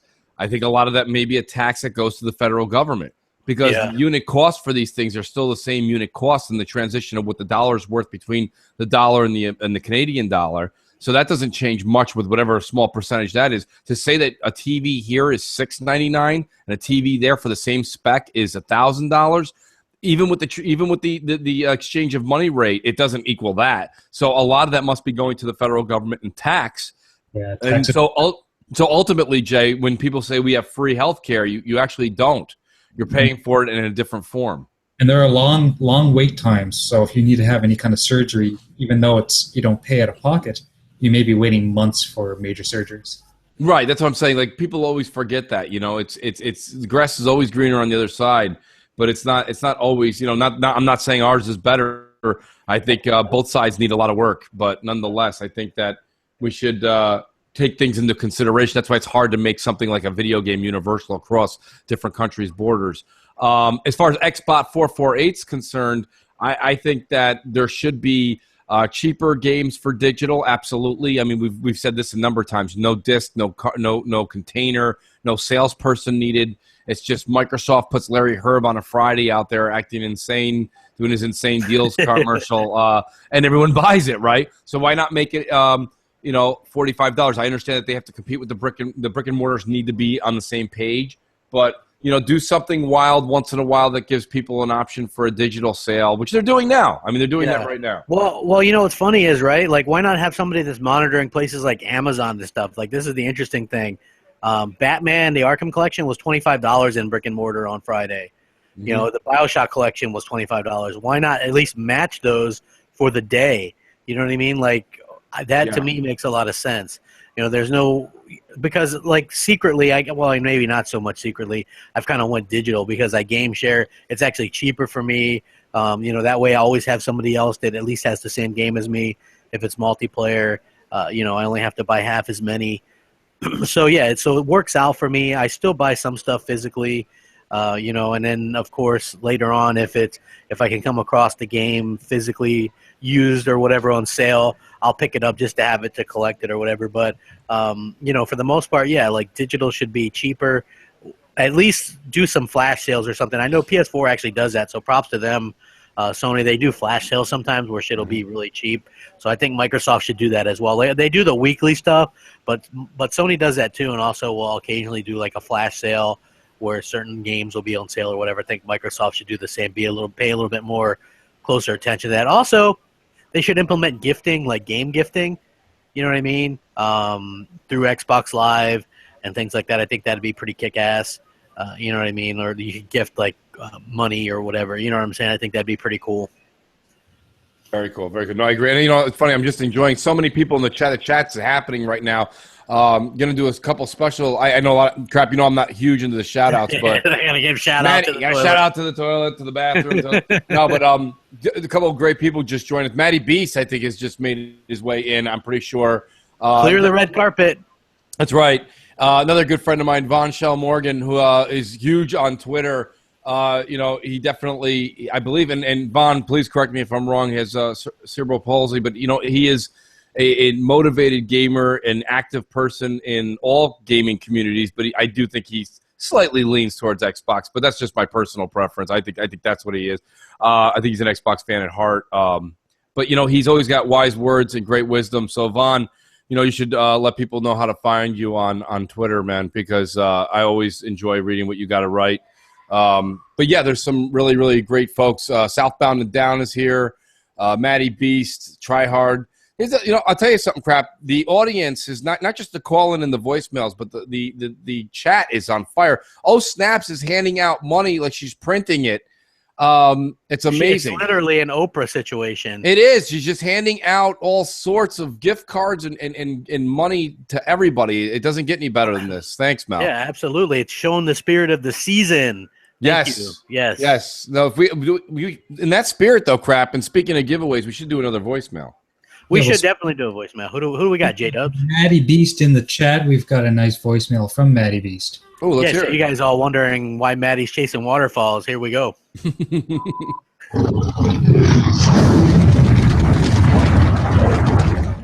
MNC Mornings. It's Maddie Beast. It's Thanksgiving. I just picked up my smoked turkey from Beast Barbecue right down the road here. Can't wait to dig in. I'm excited. Oh, Thanksgiving. I love it. Be playing some games today, getting in on all those great Black Friday deals and everything else. And this week, I don't even have a question. I just want to say that I'm thankful for what you guys do, that I'm thankful for each one of you. Mooch, Crap, the producer himself, the graphic god, for all the things that you guys do, the podcasts, all the work, the time on Twitter, game nights, you name it. You guys are always there. You guys are always having fun. It's an open door. Everybody gets an opportunity to spend some time with you guys and to get to know you. And I just really want to say that today. That's my heartfelt thanks. Appreciate everything you guys do. Love this show. Have a great Thanksgiving. Take care, and we'll talk to you next week. That was great. Awesome. No, Yeah. Maddie, thanks, man. And listen, you can thank us all you want. The thank you comes right back to people like you who continuously donate to shows like ours. And without you guys in the audience, me and Crap are pretty much just talking to ourselves. Yeah. Which we might still even oddly do. I don't know. Imagine that. Last night I was complaining about that. I might as well just talk in front of the kennel. You know, you know what I mean? So thanks, Maddie. And yeah, God bless to you and your family. I hope you enjoy the holiday season. And thank you for all that you've done for our show. Like the whole idea, I get it that there's a lot of podcasts now, so there might be some saturation with that. But this show is different than any of the other shows that we do, which is cool. It's like totally depending on you guys. Like I was never a person that gives away stuff. You know what I mean? Like I'm very stubborn that way. I'm like, people are going to watch my shit because I'm compelling, because I'm this, I'm that. I've got a good take on things. I'm, this, you know what I mean? But with this, it's like, this was a community show. How the direction of it, we don't have any real notes or anything. Like Jay puts together the voicemails. People, we don't hear them ahead of time. I have no idea who's calling or who's going to leave a voicemail. And that dictates the way it goes. We're able to go change things on the fly, and that's why the show is good and different. Yeah. And that's why I think that lots of people should watch it. You have the community that donates stuff like Maddie. He was the one that gave those $10 codes week after week. You know what I mean? Like, big props to him. He's in the chat I see him in the chat on the next podcast, on Console Corner, on Crossfire, on BGST, on Xbox Nation. He's always there. That's what I like. You know what I mean? Like, I understand not everybody can watch every single podcast because there's like a million of them, but it is nice to see that, people support, the community the way they do and donate stuff and realize that this is a different type of podcast. And I don't even like to call it a podcast, to be honest with you, but whatever. So. What's great is Southbound in the chat. He goes, Mooch and Crap are too cheap to buy their own giveaways. That's more or less accurate. Hey, you don't get that. You don't be called Mooch for nothing there, Southie. Yeah, exactly. Oh man, that's good. And I'm poor. Come on, man. Like, I got my cup out and I'm dancing. Come on. Yeah, Crap's not doing those mayonnaise dances for nothing. He's got a hat out there for people that dollars, coins. He accepts everything. Exactly. I'm actually and shout out Fox because I know she's interested in the job. I'm looking for mayonnaise applicators after this November MPD comes out. Just saying. That's great. Oh my God. Did you say that to Fox? That's even better. Yeah, because I always joke around with her about the mayonnaise stuff. So yeah. But it's got to be not Miracle Whip, right? No, it's got to be mayo, man. It's Real gotta be mayo. Hellman's. Thank Yeah. you. Thank you. Screw milk. It's got to be Hellman's too. It's Yeah, gotta be it's gotta be Hellman's. But God, we need it's got to be. You know what I we mean? need Like a that's sponsor. what you got to do. Yeah, absolutely. We need a sponsor. Buckle yourselves in. We have a good voicemail from Space Cat 546. Space Cat. Space Meow, Cat. meow. I like Yeah. the sound of that. Good name. What's up, Crack Gamer? I was just wondering, what's your favorite game that ever come on the Xbox platform? Also, I was just wondering, do you think HDR makes more of a difference than 4K does in visual gameplay? Okay, thanks. What the hell? What the hell was What the that? hell's going on? Did somebody call? Did somebody like call in when they threw their phone across the room? Were they in a submarine? And I think they were I hate disguising their voice as well. Yeah. Did our female demographic go up too? Crap, is that? Can we? add See, that? I was gonna say, look, I was gonna say that, but then you had to lawyer up a bit and be like, they might not identify as that, you know, so they could just identify as a high pitched male.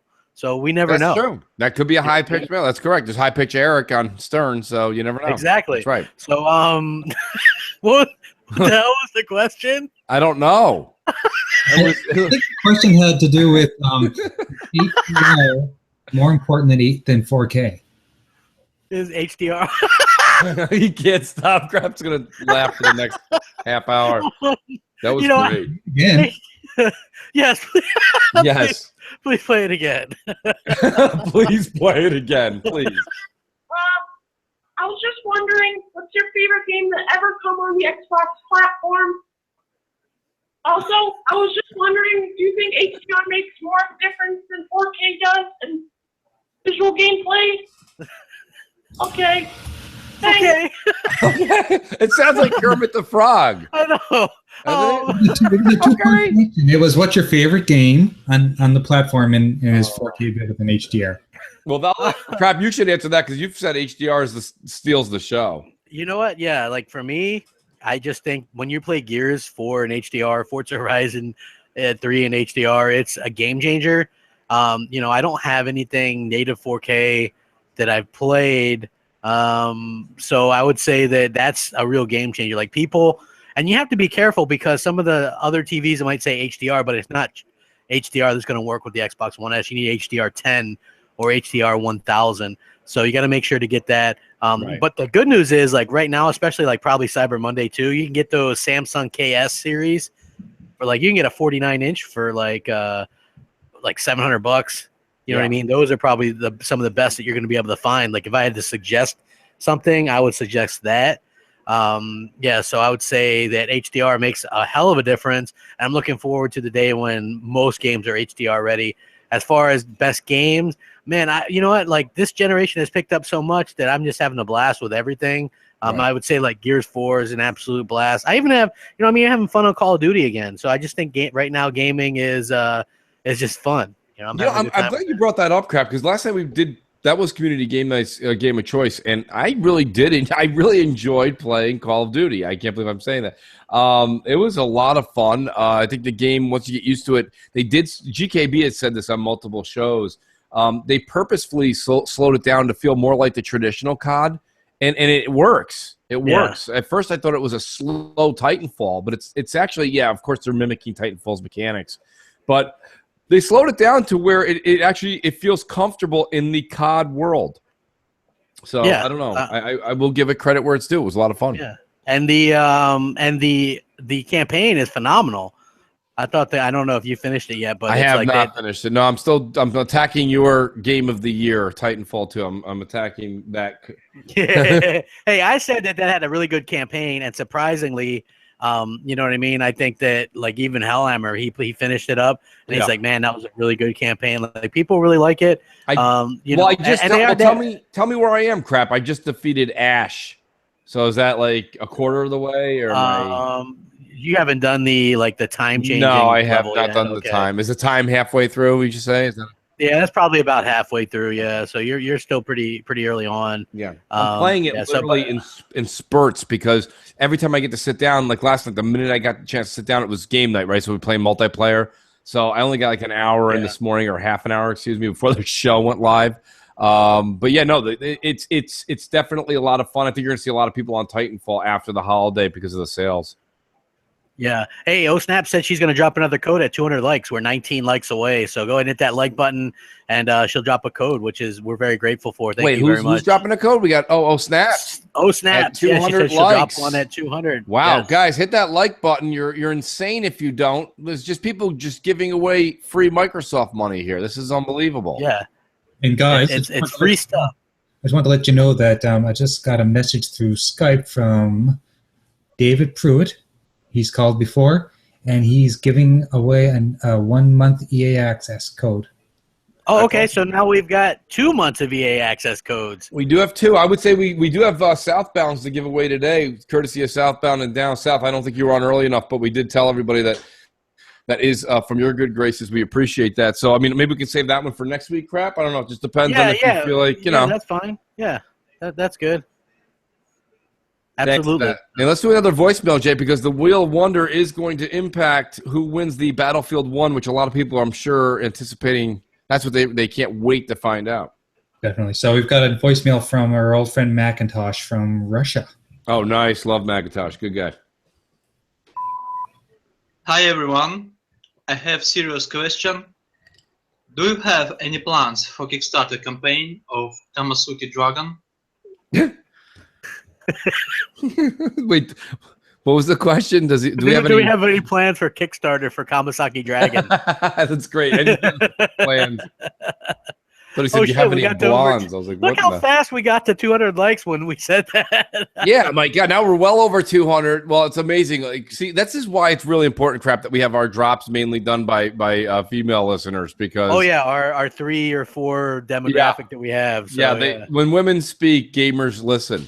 It's true. And you know what's funny is I can absolutely say 100% that there's no correlation to women being bad gamers. Like, they kick my ass all the time. Oh my God, yeah. No, the ones that I know in the community are outstanding. They're better than like 75% of the guys I know that play. Oh hell yeah, they like whoop your ass. It's so bad. It's and it's not even embarrassing. I mean, maybe back 10 years ago that would have been embarrassing, but now it's like good for them. They, that's super. Like, I was getting my ass kicked and like She Wolf won the last map of the night that I played when we were playing that. And that shit's difficult. I didn't win a single time. Like I kept on getting stuck at with the sniper. Like that thing, I'm terrible with it. I'm the worst sniper ever. I don't. Xbot448 goes, hey Mooch, I have a 4.7% women demographic. That's not fair because you have Snaps with you on the podcast, and she ropes in more girls. So Xbot448, we have to take you out of the runnings for that. Even though I'm impressed with your almost 5%. That's very good. That's great. Absolutely. Yeah. Oh, I love that old school voice. Like anybody's phone sounds like that anymore, but yeah. Yeah, flashback to the MNC Mornings, 1988. How can we help you? Hey, what's up, guys? It's Musclebound Gamer here. You guys actually inspired me to start my own YouTube channel, so just going to give myself a little shout out there. But I do want to thank you guys for everything you do. You're really uplifting to the entire Xbox community. But my question is, with Xbox developing the Elite controller and offering something like that with that kind of quality for the high-end user who's willing to pay more, do you think they could do something with a headset, like an Xbox Elite headset with like Astro level quality that could, really boost the morale for people like me who are Xbox fans, but, I have their basic headsets, not that great. But yeah, maybe you guys can let me know. Like I said, keep doing what you're doing, and I'd like to see Microsoft do that crap and put out their own version. A lot of people were asking me last night in the chat. You were there too, not in the chat, excuse me, but on Community Game Night. There's something really great about the Astro headset that I never knew existed. Shame on me for waiting this long to get into the Astro world. I've been a Turtle Beach guy, and I'm not going to badmouth Turtle Beach. It's just a different product. Turtle Beach does a great job for what they're offering, but as far as the Dolby surround sound versus the surround sound that they have on the Turtle Beaches, I just think the Astros wins hands down. I will say that the voice, so when I hear myself speak through the microphone, the Turtle Beaches was a little bit more subtle, where the Astros, I'm a little bit more myself in surround sound, which is it's a lot. That's a lot to take in, and it's soundproof as well. So you have soundproofing, and you can also hear yourself's rhetoric through the microphone into your headset. But overall, I don't know if Microsoft's going to get into that game. To answer, I don't know if that was Jeff. I don't know if Microsoft's going to get into that game because I just don't think there's a market for that on the Microsoft side. Microsoft has their own. They have a couple of their own headsets out, right, Crap? They have that one now that matches the Elite one, that like white and black headset. It looks okay, and I guess it sounds good for the $100, but it's not anything spectacular. I don't think Microsoft sees the money in that. But I could be wrong. I don't know. Well, yeah, they have like their official stereo one or whatever, right? Which is pretty. Like I'm using Turtle Beaches right now on the computer. These are Hellhammers, which I guess I don't know how I sound on them. If it sounds different than what I normally sound like, but they work pretty good. Like I like Turtle Beaches too. You know what I mean? Like when I used to play competitively Call of Duty, we had a sponsorship with Turtle Beach where they'd send us a certain amount of Turtle Beaches or whatever. You know what I mean? And I distribute them or whatever. Only like the top players got them, so a lot of people used to get pissy about that. But yeah, so I like them. But for me, when I'm just gaming and just relaxing nowadays in my old age, I just like the standard headset, man. I don't like the noise coming into the ears. Like my sound bar. I could just be like Bam. Def Jam Bam. That's Def Jam Bam. Yeah, Noof gave him that nickname. I love it. He's like, yeah, it's Def Jam Bam, and I was like, that could be the best. That could honestly be the best nickname yet. It's right next to No Chills. Oh yeah, No Chills Noof, man. Just No Chills Noof is on fire, and then Def Jam Bam. Because whether you want it or not, you're going to listen to what Bam listens to if you play a community game night with them. Absolutely. See, what's funny is, like, Fox was like, you sound exactly the same. And I'm like, damn, this is like over $100 headset. And then the one I usually use is like $15. Right. So, I mean, you can see, like, Crap Gamer is cheap.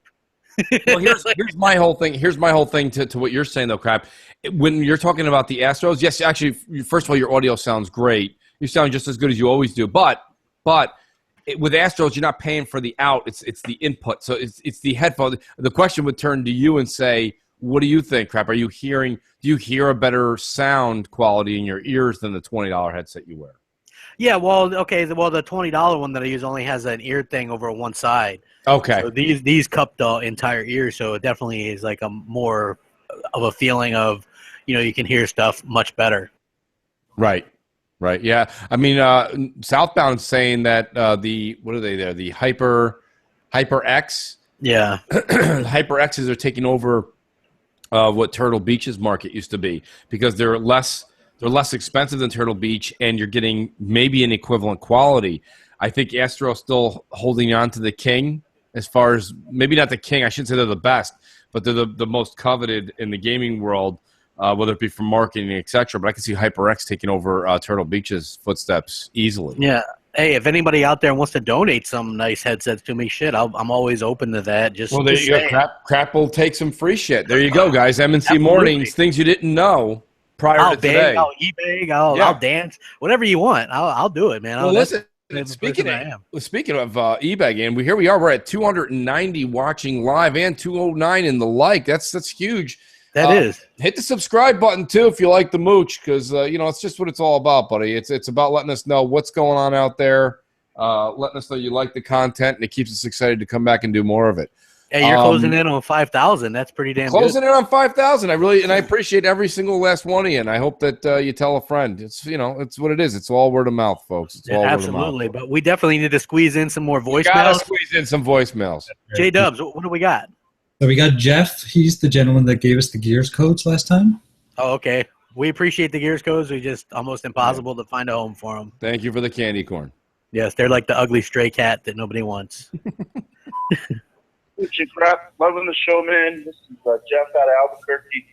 I'm glad those codes got put to good use, man. I already had those games, so I wanted somebody who hasn't been able to enjoy the Gears franchise enjoy it a little bit. Anyways, I just wanted to know what you guys thought about, with Scorpio coming and the Xbox One S, and the visuals and the gameplay that we're getting out of games like Gears of War 4 and Forza Horizon. Do you think the Xbox One S has longer legs and they can stretch that capability even further?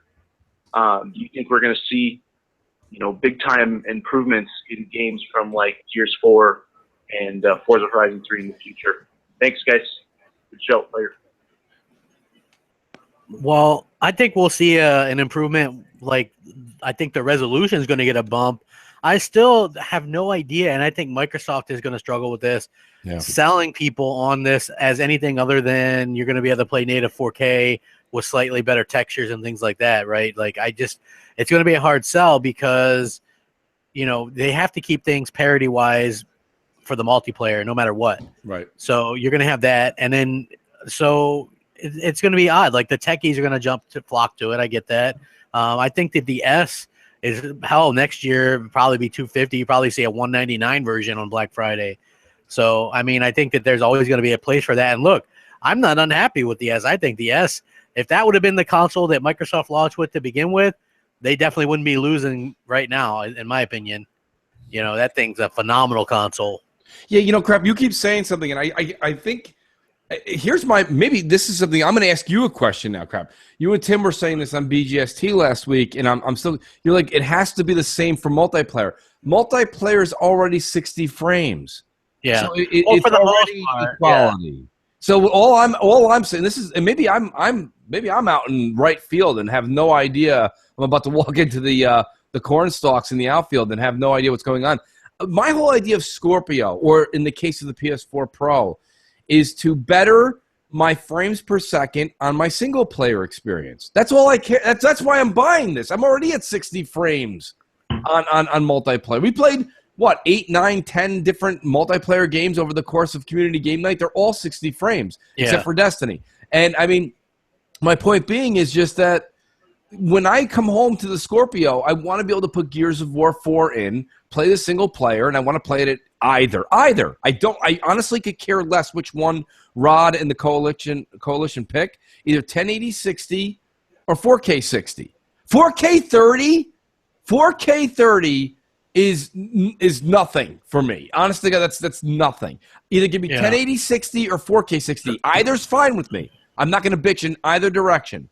Of course, 4K-60, who's going to bitch? But I'm saying, like, even 1080-60, I'm fine with. But 4K-30, that's not why you put 6.7 teraflops into a machine. You could have done, like you said, Crap, they could have put something out this year that does that for maybe $100 more than what the going console is. So it's not that big of a deal. They have to be able to offer that, and that's what UWP brings to the Universal Windows Platform brings to the Microsoft ecosystem. It is what it is. Well, I mean, time will tell. Microsoft has said nothing, and I hate to just say that that's what I expect. But I mean, God, it's like if you go to a place that only sells pies and you get there and they're like, "Sorry, we only got cake."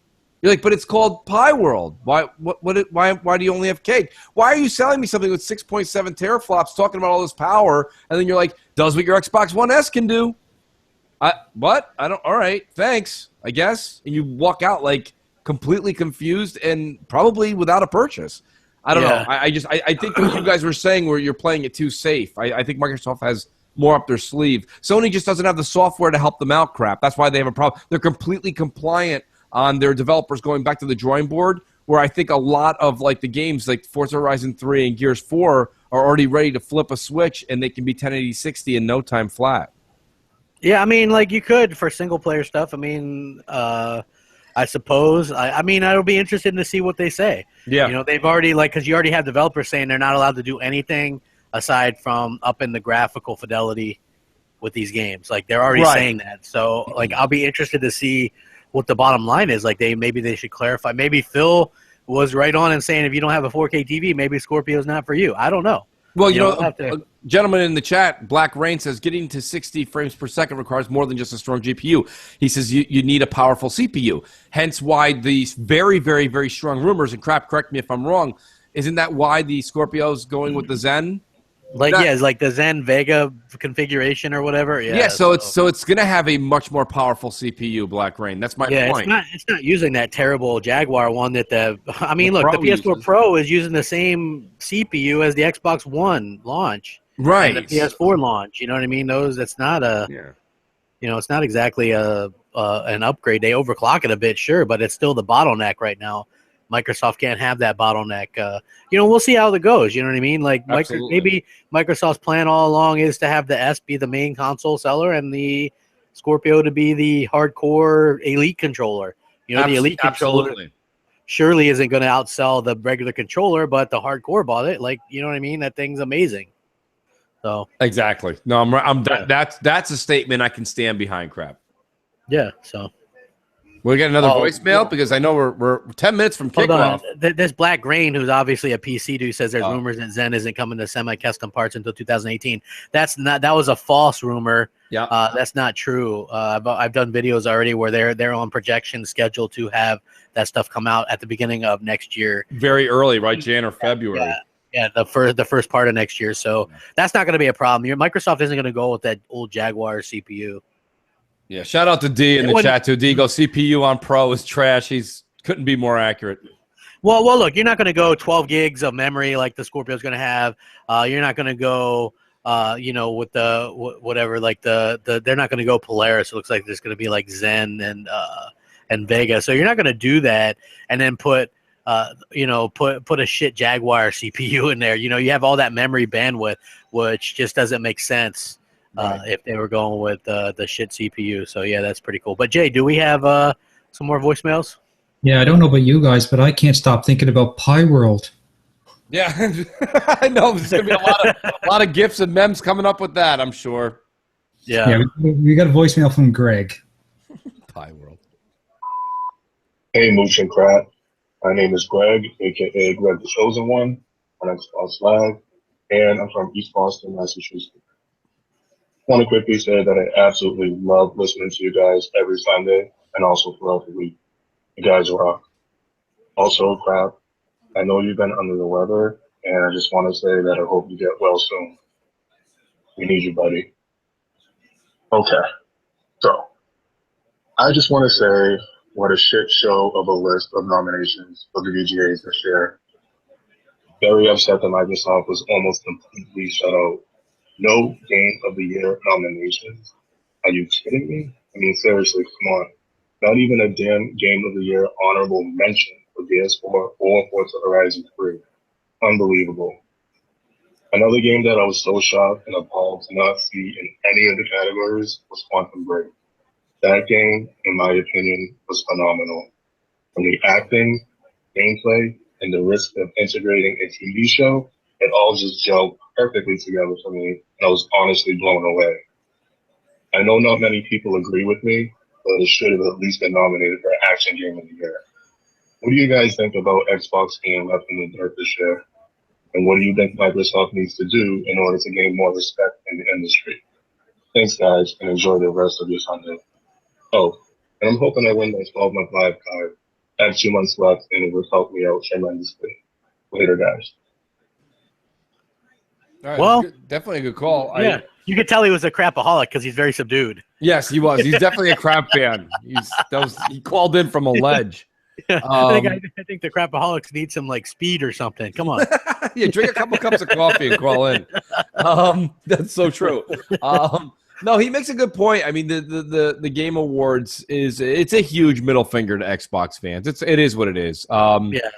It's you can't not have. I told you when you watch the Emmys, the Grammys, the Oscars, they always have a category that like you're like, wow, they maybe won that category based on its art direction or its creativity. And how do you not put Quantum Break in there? How do you not? I mean, right? I mean, how do you not? The creativity, a game like that's never been made before. The writing, the acting, the mechanics, the on-screen. How about that bridge thing crap with the platforming built into shooting?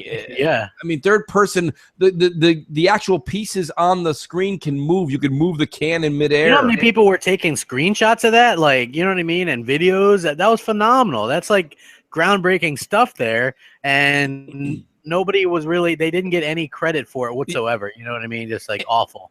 And everyone in the audience, do me a favor, just close your eyes for a minute and just imagine if Quantum Break was a PS4 exclusive. Don't you think that would have been giving Uncharted 4 a run for its money in every category? You know it would be in there. You know it would be in there because it would be like, my God, Sam Lake, the creator, the originator of Max Payne, comes back with the most stellar, intriguing, groundbreaking game of all time, Sony exclusive. You know what I mean? It's like, so like, but no, all of a sudden it's a Microsoft exclusive, and people are like, what's Quantum Break? You know what I mean? So it's like, I don't know. It's just, it's so lopsided, people. I'm glad everyone's tuning into us and everyone's catching on to what we've been saying for about 3 years now. And it's only going to get worse, apparently, because as Scorpio gets better, like Crap said, the goalposts seem to move farther and further back. Oh, they're Sony, right? they're absolutely moving the goalposts. They're moved all around. They're like, well, let's move it over here. No, over here. No, over here now. No, it's over here. Yeah, I mean, look, they just have to face the facts and basically, like, I have a video that's probably going to come out at about 1:00. Yeah, I got, and it just basically goes. It's about how absolutely salty these people are. Like, they are like extra vicious right now. Oh yeah. Like, I've gotten more tweets and vicious kind of attacks and stuff since Black Friday than over the past 6 months. You know what I mean? And the reason for that is quite clear. They know that it's borrowed time. In 2 weeks, when the NPD comes out and they've lost a fifth straight one, and the Slim, the VR, and the Pro didn't beat the DS, that, you know, the jig is up. Oh, you know what, Crap? You know? I'm completely changing gears here. I'm pulling a Sony and moving the posts. Hear me out real quick. So I watched Zaire did a video where he was playing somebody, and he was doing it on I think it was Mortal Kombat.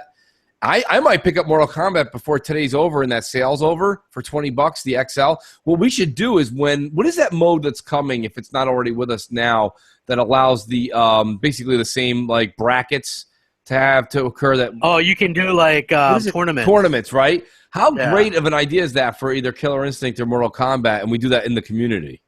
I agree. I think that's an awesome idea. And if anybody is looking for good games, also I'll say the complete thing of the Killer Instinct Definitive Edition digitally, I think, is only $20. Yeah, I mean, I'll be honest with you. I might just go pick up that Mortal Kombat XL because I have a feeling when tournaments do get released on Xbox One as part of that update, it's going to be huge. That's going to be a huge thing to do. I mean, look, that's a phenomenal game. So absolutely, and there's so many deals going on right now. But let's go ahead and try to fit in some more. Some more voicemails. What do we got on deck, J-Dubs? We've got Platinum 706. Nice. Okay. Hey yo, it's Platinum 706 from Georgia again. Hey, I just want to say, thank you for what you guys do every week, man. Speaking on behalf of us as Xbox fans and just gamers, period. But I want to take this time to speak out for you guys, man. I don't know how this guy ended up on my timeline, but it's Hard8 Gaming. Like he and I know he listens to you guys because he's always talking about you guys. So I'm pretty sure he's gonna hear what I have to say. But I want to speak up for you guys like you speak up for us. All right, that guy sucks. All right, I really get offended when he calls a whole community X-Fags. What type of shit is that? Really? Excuse my language if I wasn't supposed to cuss on YouTube, but what kind of language is that to be calling a whole community X-Fags? Like you already a loser, bro. And I don't even know how you got 10,000 subscribers. Crap. I understand why you got 26,000 subscribers because you're the voice of the people, and keep doing what you do. That's all I wanted to say, man. All right, appreciate that. Yeah, and that's nice. Just real quick, yeah. Somebody mentioned yesterday I had 27,000 yesterday. So yeah, that is awesome. As for anybody else, you guys that notice this stuff, notice that Mooch and I never respond to any of this stuff because that's what they want. Yeah. They want people to respond. They want people to go back and forth so that they get views and likes and and that their audience grows. But the whole thing is, if you get into that drama stuff, you can't get out. People will only want to hear that. So that's why we avoid that. But look, those people are a dying breed. The reason being is they built up their channels on like Xbox hate, right? And that stuff isn't flying anymore. It's not 2013. Talking bad about Xbox isn't going to get you, 1 million views. You know what I mean? The community has grown, so now there's a bunch of us. We aren't just like people that are running scared or anything like that. You know what I mean? Like the facts speak for themselves. You know, Xbox is doing better. They're listening. You can't dispute that. You cannot dispute that Microsoft is the one listening to consumers way better than Sony or Nintendo and there is no PC person to listen to. That's just a big jumble clusterfuck of nothingness. Right. So, you know, you have a company that's actually listening and implementing what we asked for, and then you have people that are, I guess, acting like they hate Xbox. They're probably playing Xbox every night. Yeah. You know what I That's a mean? good Like, point. I mean, it is what it is. But yeah, anybody like, as much as I don't like certain PlayStation fanboys, I would never say their whole user base was something or whatever. That's because that's just pretty ignorant. You know what I mean? But I guess you gotta have to look at the source of where it's coming from. So That's it. Always look at the source. And, you know, I do want to say thank you to that last caller because, like, in all Yes. honesty, he recognizes what we've been saying. And what Crap said, I won't reiterate the entire thing, but the key thing is you never find me and Crap doing any videos. We don't mention their names. First of all, since their channels are all hurting, what they end up doing is they do things like that and say things about us so that we give them publicity and it hopefully reacts to get more views for them. See, we don't feed into it. Like that, there are certain people who have the neutrals who are not fans of mine. The neutrals are, you know, they're pulling down 100. They're pulling down 100 views on their most popular show. That just goes to show you that you guys, the audience, has determined who you want to listen to. And I say thank you to every last one of you that's in the chat, listening now, listening later, or telling friends to tune into Mooch and Crap or any of the podcasts we do, because you guys decide who is the true, like, you know, leader in YouTube or who's going to be the next best thing in YouTube. It's not us. We just get on here and speak our minds, and I appreciate every last one of you, so thank you. yes, absolutely. So let's try and get some more. Yeah, let's do a voicemail. Cranked in. Luis. All right, Luis. I hope we do hear from Luca on the second floor, though, Craig. Yeah, that's what I was saying. I was like, I like hearing from the regulars too. Yeah, Luca is here if we have time for her. Absolutely. There's always time for Luca. Absolutely. Hey guys, my name is Luis Miguel from Puerto Rico. I got a question. In this current generation, it will be the last? And also, I love you guys' content. Keep up with the good work. God bless. Rock 'em up. Nice. That's a crapaholic. At least he must have just finished a Yoo-hoo or something. He was excited. That was awesome. No, I don't think that this will be the last generation. Not at all. Oh God, no. God, no. Yeah. We got to stop with all that Michael Pachter bullshit. Yeah, I think that we're going to see that, and Microsoft has already said that they are working on stuff after Scorpios. Post Scorpios already in production. Yeah. Or not production, And so- but development. And according to Sony fanboys and NeoGaf, PS5 will be out next year anyway. Yeah, PS5's coming out January 18th, just before Horizon. Absolutely. Let's hit a couple more voicemails. Not to go back to back to back, but we really should, Jay, because I'd like to hear. Why don't we play Luca now? Yeah, let's get Luca. Okay, on the second floor. On the second floor, please. Yeah. Hey Mooch, Crap, J-Dubs. I have a question for you guys. This question also includes you, Jay. I was just curious, have any of you guys ever played any of the Dark Souls games? And if so, which Souls game is your favorite? And also, I just have a quick comment. It's about Titanfall 2. Now, I was talking to one of my buddies at work, and I asked him if he picked up Titanfall 2. And he told me that he didn't pick it up, and he didn't have any plans on picking it up because he never played the original because he doesn't have an Xbox. And I'm thinking that maybe that also contributed to Titanfall 2's low sales because I don't think a lot of Sony guys were gonna pick up Titanfall 2 in the first place, mostly just because they didn't get the chance to play the original. Anyways, what do you guys think? And I hope you're having a nice morning, and thank you for taking my call. See you next week. Bye. Awesome. See, we got to promote our female callers. Yeah, no, she that was, first of all, great questions. Should I attack the Dark Souls or? Yeah, you know what? I've never played Dark Souls. I think I played Dark Souls 1 on 360 when it was free for about 10 minutes, and I was like, this sucks. So, Well, yeah, I'll give a shout out. I don't think he's in the chat, but Scythe Effects, who kind of ran me through halfway. I'm not even halfway. I'm probably a little less than halfway through Dark Souls 3. But you guys will laugh. When I was, Crap, you remember that time, right? That was a couple months ago, about 2 months ago, 2.5 months ago. I was playing Dark Souls 3. Microsoft had one of their, they do their Tuesday through Tuesday deals on Gold, Games with Gold. They had the entire remaster of Dark Souls 2 including all the DLC for $16. So I bought that digitally. So I have the remastered for Xbox One of Dark Souls 2. And then, believe it or not, I got on sale a month ago, $14. I got Bloodborne, which is still in the cellophane wrap, like all my other. I have 3 PS4 games. I'm trying to catch up to Crap's 9. I have 10 now because I have No Man's Sky. Will you please do me a favor and snap a picture of you putting some sort of a soaking wet beverage on that disc? But they're getting a new update, guys. Come on. But long story longer, I think Dark Souls is it's such an interesting game that I'm looking forward to getting back into 3 and finishing it. And then I'm going to attack 2, and then I'll try Bloodborne. My point being, what I like about it is it's. I think I'm going to call it this. I'm going to call it a gamer's game. It's not. I'm not going to belittle a different gamer. This is not for everybody. But I will say this: if you've been playing video games since the '80s and you enjoy games like Castlevania, or you enjoyed games like the original Dragon Quest, this is not that JRPG feel.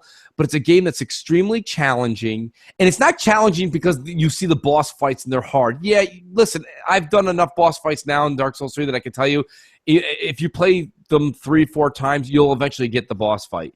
The hard part about the game is the game doesn't tell you what to do. Like, the game is a game. You ever see the movie The Game with Michael Douglas? I know some people in the audience are going to say yes. Some people are going to go, I've never heard that. Yeah, I've seen that.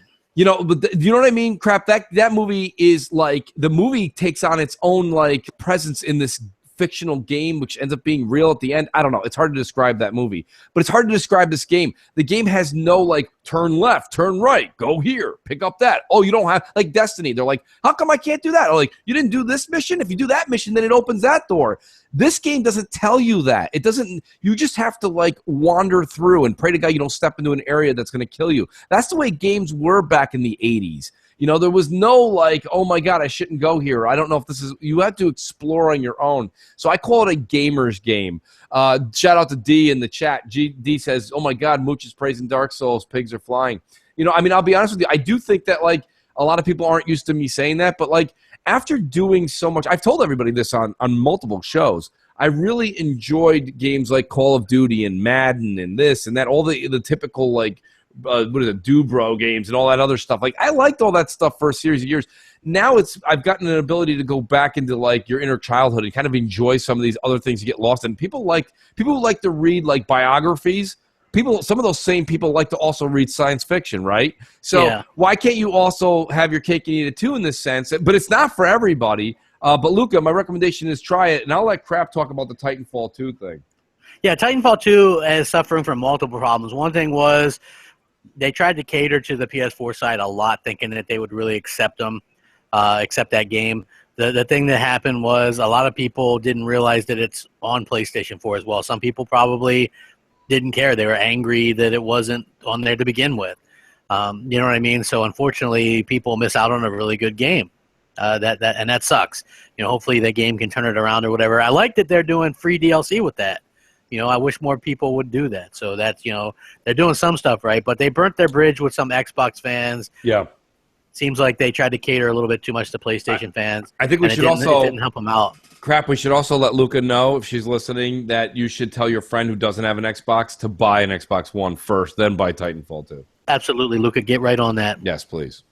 Yes, absolutely. So, J-Dubs, do we? If I remember correctly, she actually included me in that question. She did. Oh, okay, J-Dubs. Sorry about that, Jay. Jay's behind the curtain, like spinning wheels and shit, so I forgot. I apologize. You're right. I've got too many.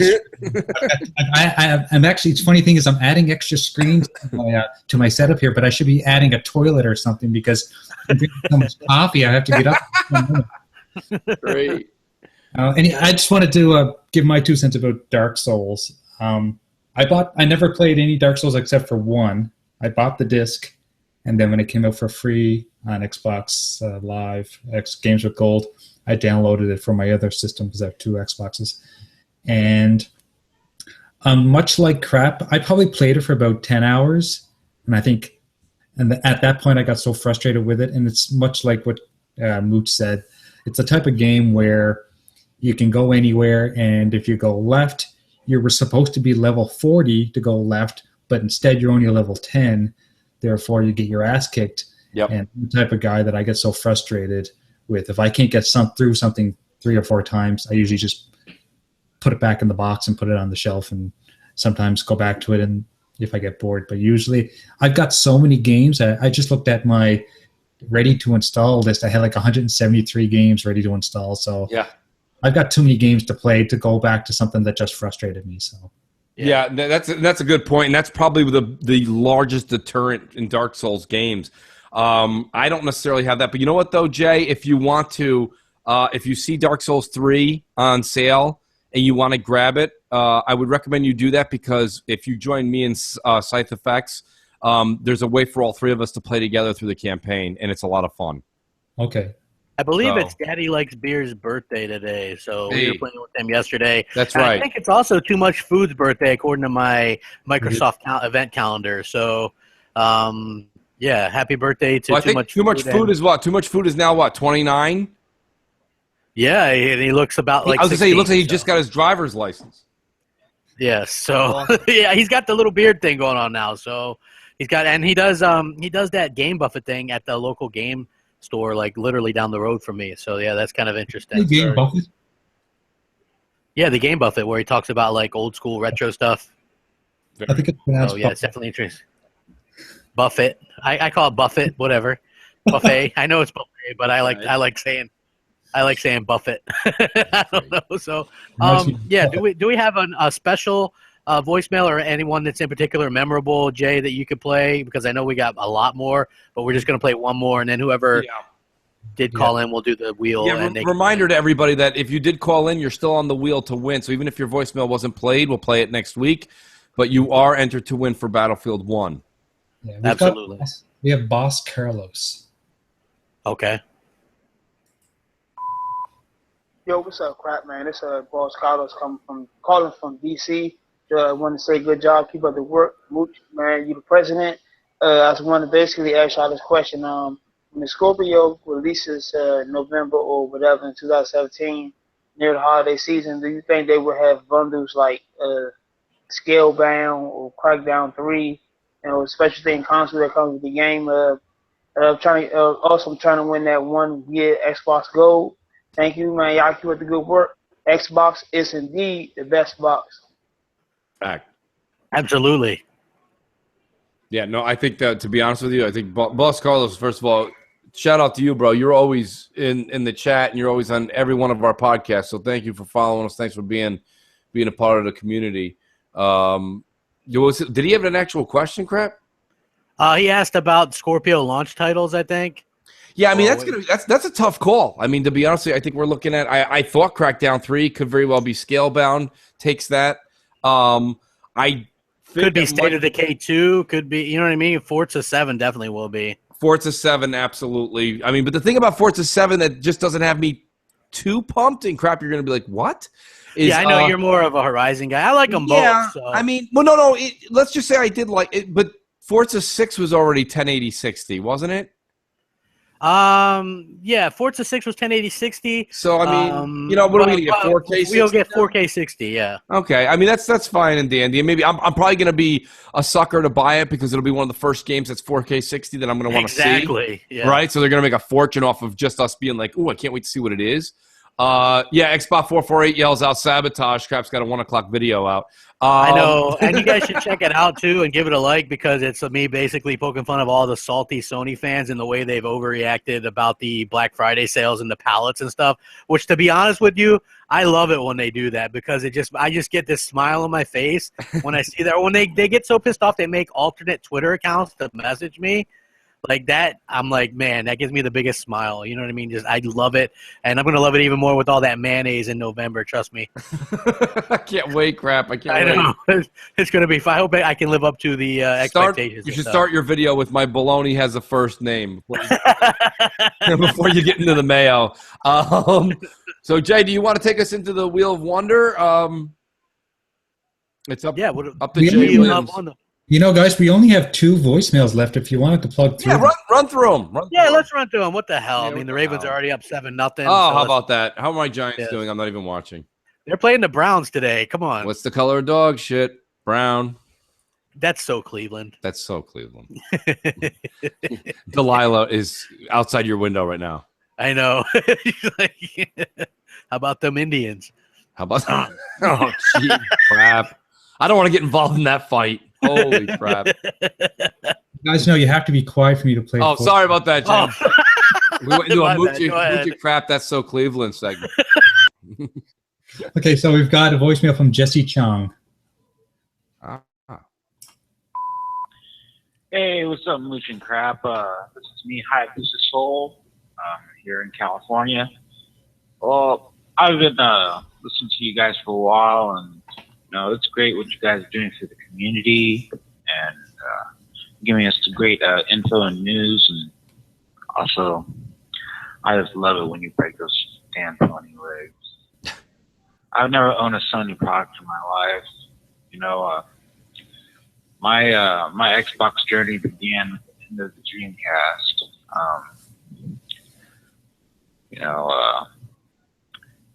I love that Dreamcast, and it was so sad when they discontinued it. And then the Xbox came out, and they showed support for Sega. When they became third party, all the Sega franchises that I loved made its way to the Xbox. The Shenmue series, Jet Set Radio Future, and all that. Panzer Dragoon Orta. When those made their way to the Xbox, or at least when it was announced that they were going to the Xbox, that's when I became an Xbox fan. Even before its launch, at its unveiling.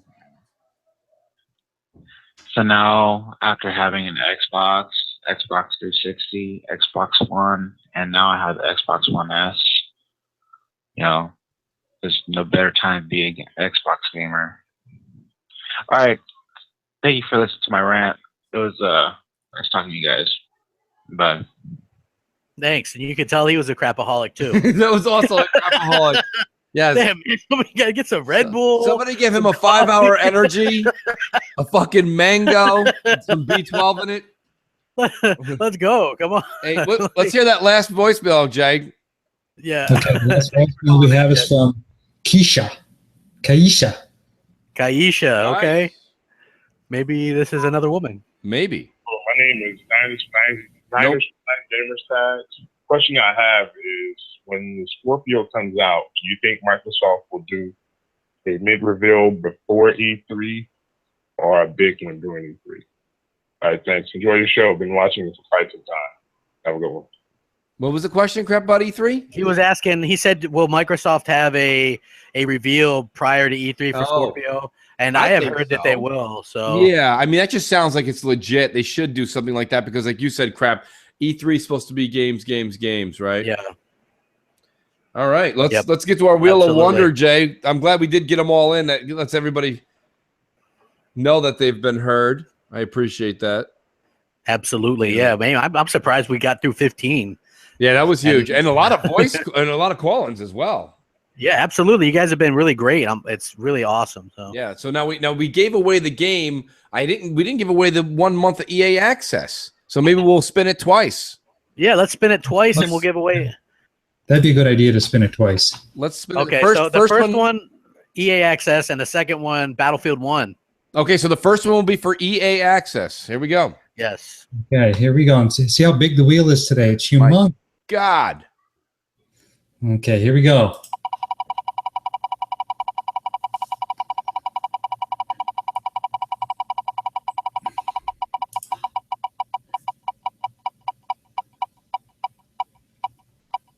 One S. There's no better time to be an Xbox gamer. All right. Yoshida won a code. He won a month. Yoshida won a month of EA access. Maybe this is good news for all the Sony fans. He'll play it for a month and find out that you guys do need it on PS4. Yes, this could only be good things. And this is only going to bring good things. That's awesome. That is. Yoshida won a month. And you know what? I got to say, I'm glad Yoshida didn't win Battlefield 1, though. That wouldn't have been so, Yeah, Now, I agree. Are we also making a rule here before Jay spins it again that same winner can't win both? Yeah. I don't want to go in and have to edit the wheel right now. It'll take a little too much time. Right. No, Yeah, so we'll just spin it and say to hell with it. Let's rack them up. Spin that wheel. Spin that wheel.